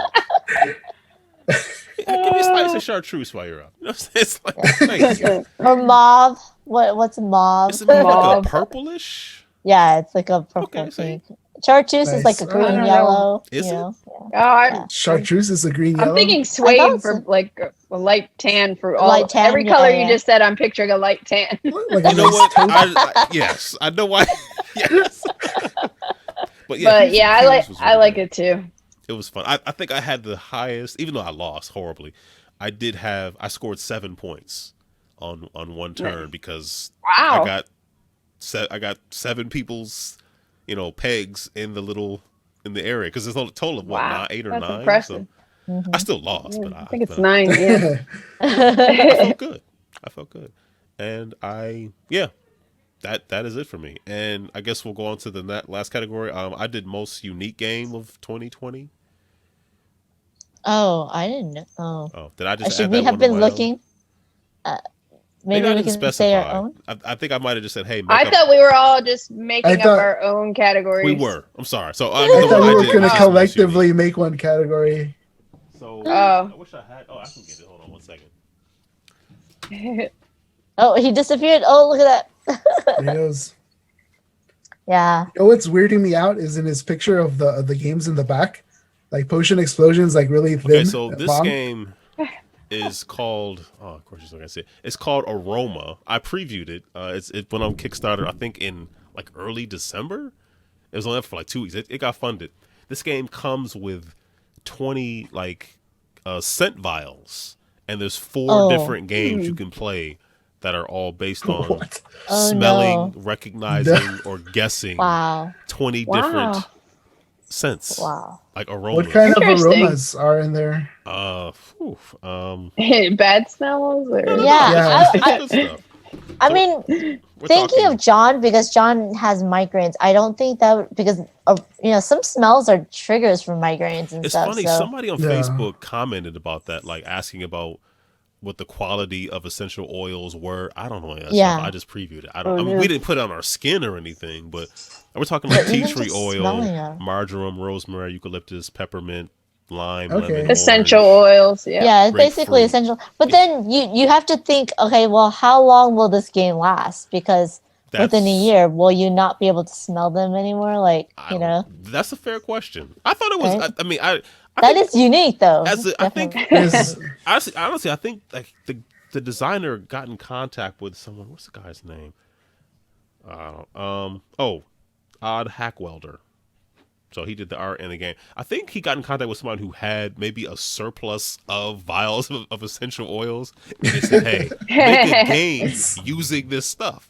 So he made 4 different games in the box. Interesting. So it's called Aroma. So that was the most unique game that I played because Yeah. it was olfactory. So it's like, what's more Yeah. unique than that? So yeah, Well, I always what's thought the more one- games should have like a scratch and sniff element. Like, what does Mars smell like? Yeah.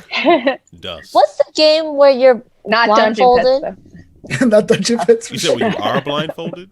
Yeah, Dungeon Pets would be poop smelling. But no, there's one where you're blindfolded.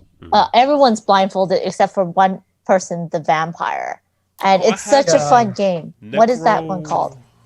Is it necro something? No, Necrophobia. Nyctophobia. Nyctophobia, yes. I got that at Yes. Target in one of the clearance end caps. I've never It's so played it. good though. It's such a I good still have game. it. I haven't played Never it. tried it. It's somewhere. Yeah. Yeah, no. I got it too, like last year, right before the pandemic. So I don't think I'm gonna play it Oh. with Yeah, anybody. you have to play it in person. But I was like, I I'm glad you liked usually it. don't like being the vampire, the one versus all, Mhm. but I don't mind being the vampire, and But it's fun. But isn't the vampire also guiding everyone else? Yeah, So you yeah. really play fair, but yeah. But then there's almost an RPG aspect where you're kind of like talking to each other, like, where are you? You know, you're yelling, or like you're like, I am behind you as the vampire, you know? So it's a lot of fun. I really enjoyed it. I played it like 3 or 4 times already. I'm glad But you I've only recommended played it. the Game House copy. I don't own it.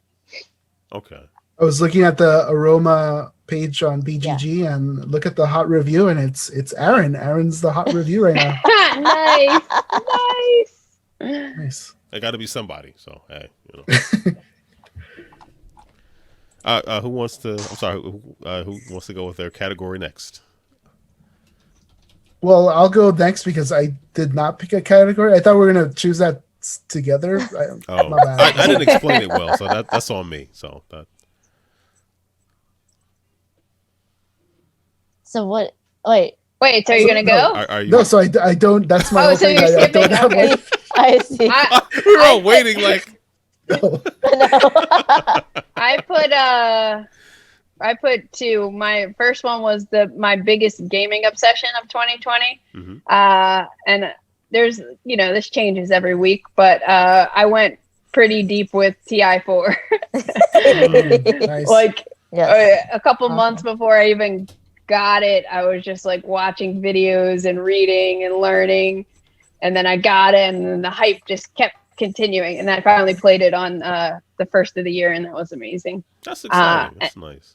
Yeah. And then the other one I put was, because I knew John wasn't going to have a category, so I was like, let me make 2. Nice. Thank you. I appreciate that. I like that foresight.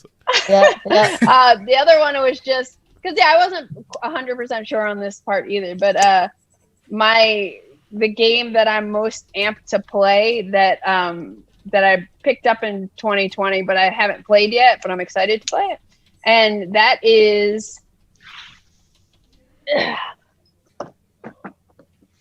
Versailles 1919. Okay. I've actually played it 3 times played it? already.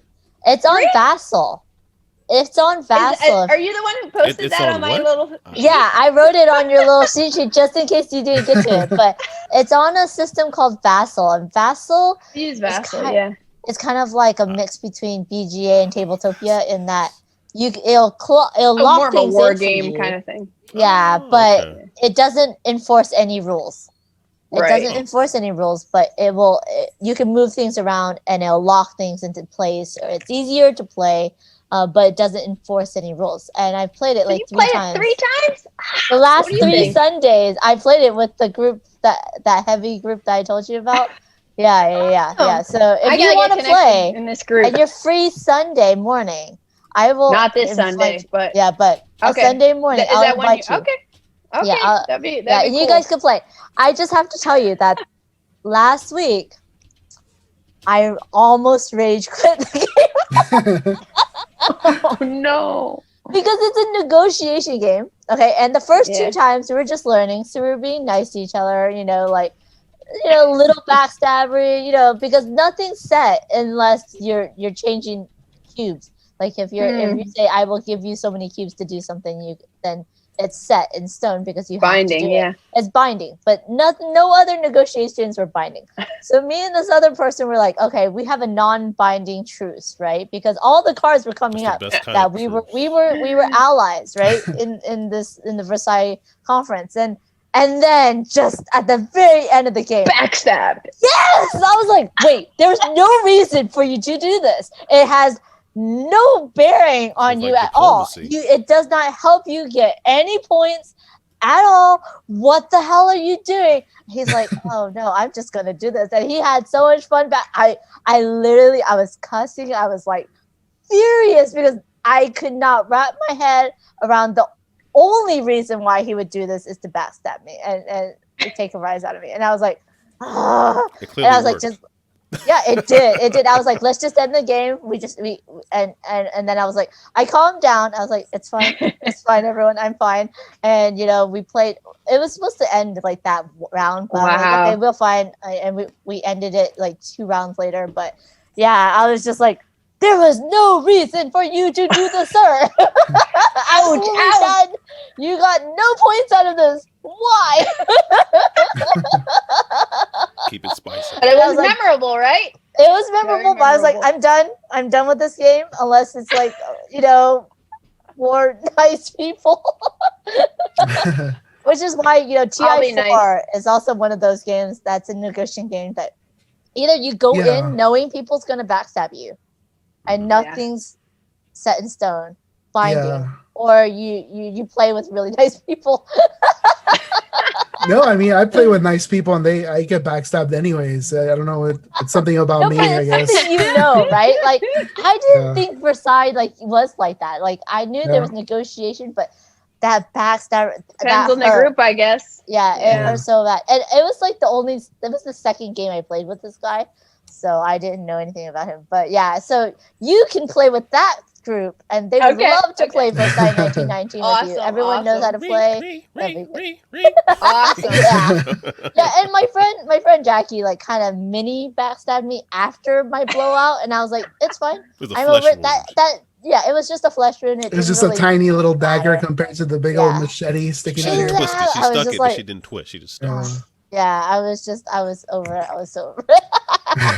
But yeah, that is funny. Okay, I'm glad I brought that one up. Yeah, for sure. So we have Ruel in the chat. He's saying one of us. I think he was talking about TI4. Imperium. Yeah, but good night, Ruel. Never played it. One day. You should try it. One day. I would. That's when you come out to LA. When you come out to LA, that's we'll play a nice game. Do you know no guarantees for that? Ross Thompson from the op. Yeah, he's a fun guy to play with. He's really into Twilight Imperium, I believe. Yeah. Jake Michaels was the guy that he's a great teacher. Jake Michaels was a great teacher for me because Ruel has like a 45-minute teach for that game. That's really. What's that? Ashley from Cardboard Bits. I think she's a big Twilight Imperium fan as well. So there are many. I think Ruel, every Strategicon has at least one game of Twilight Imperium. Yeah. And I'm gonna get in one. Bring a sleeping bag. We should. I totally want to play that with you, Candice, and Yeah. But yeah. All right. So Amanda? It's me. Yeah. Let me see. So my category was most grateful for. I wanted to end on a high note. So I'm most grateful for anyone that's willing to play games with me on my Twitch stream. In person, I mean, of course not in person, but like on Zoom or on video conferencing on BGA. I'm just grateful for everyone that's willing to, put up with Tabletopia and Tabletop Simulator and play games, online, even though we love playing games in person. That's our love. But like for someone like me that has no one to play with at home, I'm very, very grateful for everyone that'll play with me over the internet.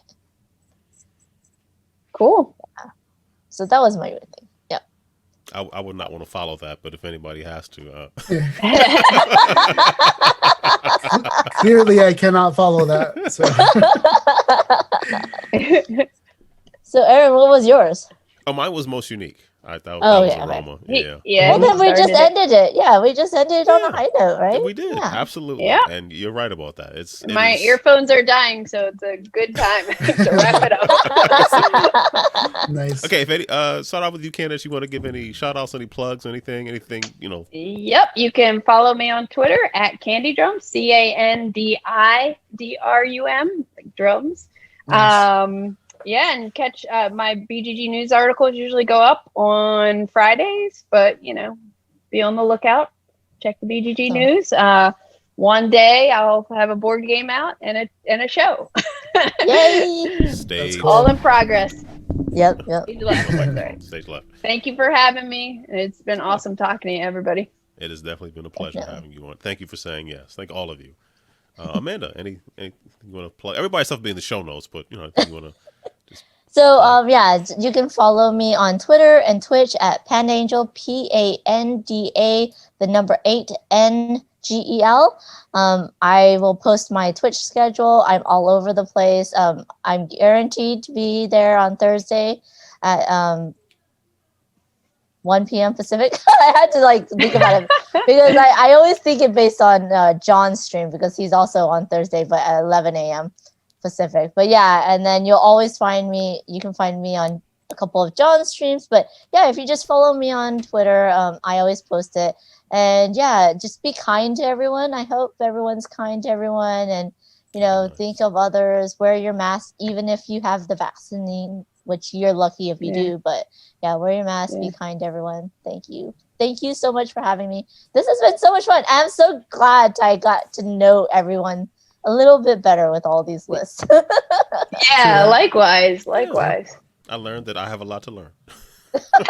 Same here. I mean, yeah. I have 100 Tori in my cart for Card House right now. Oh my goodness. Hey, it's a good game. It's I was thinking it is on Tabletopia. I can't believe I forgot about it. And I want to get it to the table more. So it means doing it digitally, then let's go. Because my kids have school and stuff. I'm like, come on, just lame. School? Come on. I know, right? It's just a test. Just abracadabra. Come on, let's go. It's just the PSATs, Exactly. I know. Who's counting? Everybody, actually. But yeah. Sorry. John. You can find me on Twitter and Twitch and Instagram as Book of Nerds. You can find me there posting about the stuff I'm playing, my thoughts on some of the games. I have reviews on my blog on bookofnerds.com. And I stream all week with a couple times with Amanda. I do a mini painting stream, and I stream on Saturdays with my wife Lorena. We play cribbage, and we play another game right after that, and that's a lot of fun. Check that out on Saturdays. And if you want to connect, please hit me up on Twitter. Book of Nerds, BOOKOFNERDS. Yep. Yes. Yeah. Checks out. Yep. What about you, Aaron? I'm Aaron, at Indifference on Twitter. The second I is a 1. I'm not really indifferent, but it's a long story why that's my name. I should probably change it, but it's kind of too late now. If you want to reach me, you can always email me at podcast@GameEnthus.com or leave voicemail on the show for the show, 202-573-7686. I put a bunch of stuff up on YouTube, video game stuff, board game stuff, podcast, all that good stuff. Make sure you follow Candice, Amanda, and John. They're all doing great things. And as Amanda said, just be kind, be safe, wear a mask, consider others, and enjoy what you got while you have it. Exactly. Yep. And thank you to Ruel for being my first subscriber. It just caught me off guard. I'm like, I should have something planned. Like, what was that? I don't know how any of this stuff works. I have board game work to do and Twitch work to do. So I have work to do. Anyway, I'm rambling. Thank you all for your time. Hopefully we can all get together and play some games. We talked about a lot of stuff, and I'll be bugging you all. Hopefully we can get together and get this stuff done. Let's put a date on the calendar. Yeah. Definitely. Always. We're all on Discord connected, so. Yes, we are. Oh, that's true. That's true. Yes, we are. All right. Have a good Yokohama, right? Yep. 100 Tori. All right, sorry. Finish your sign off. UGA. No. I'm rambling. I'm good. I'm rambling. But yeah, have a good night, everybody. Bye. Bye.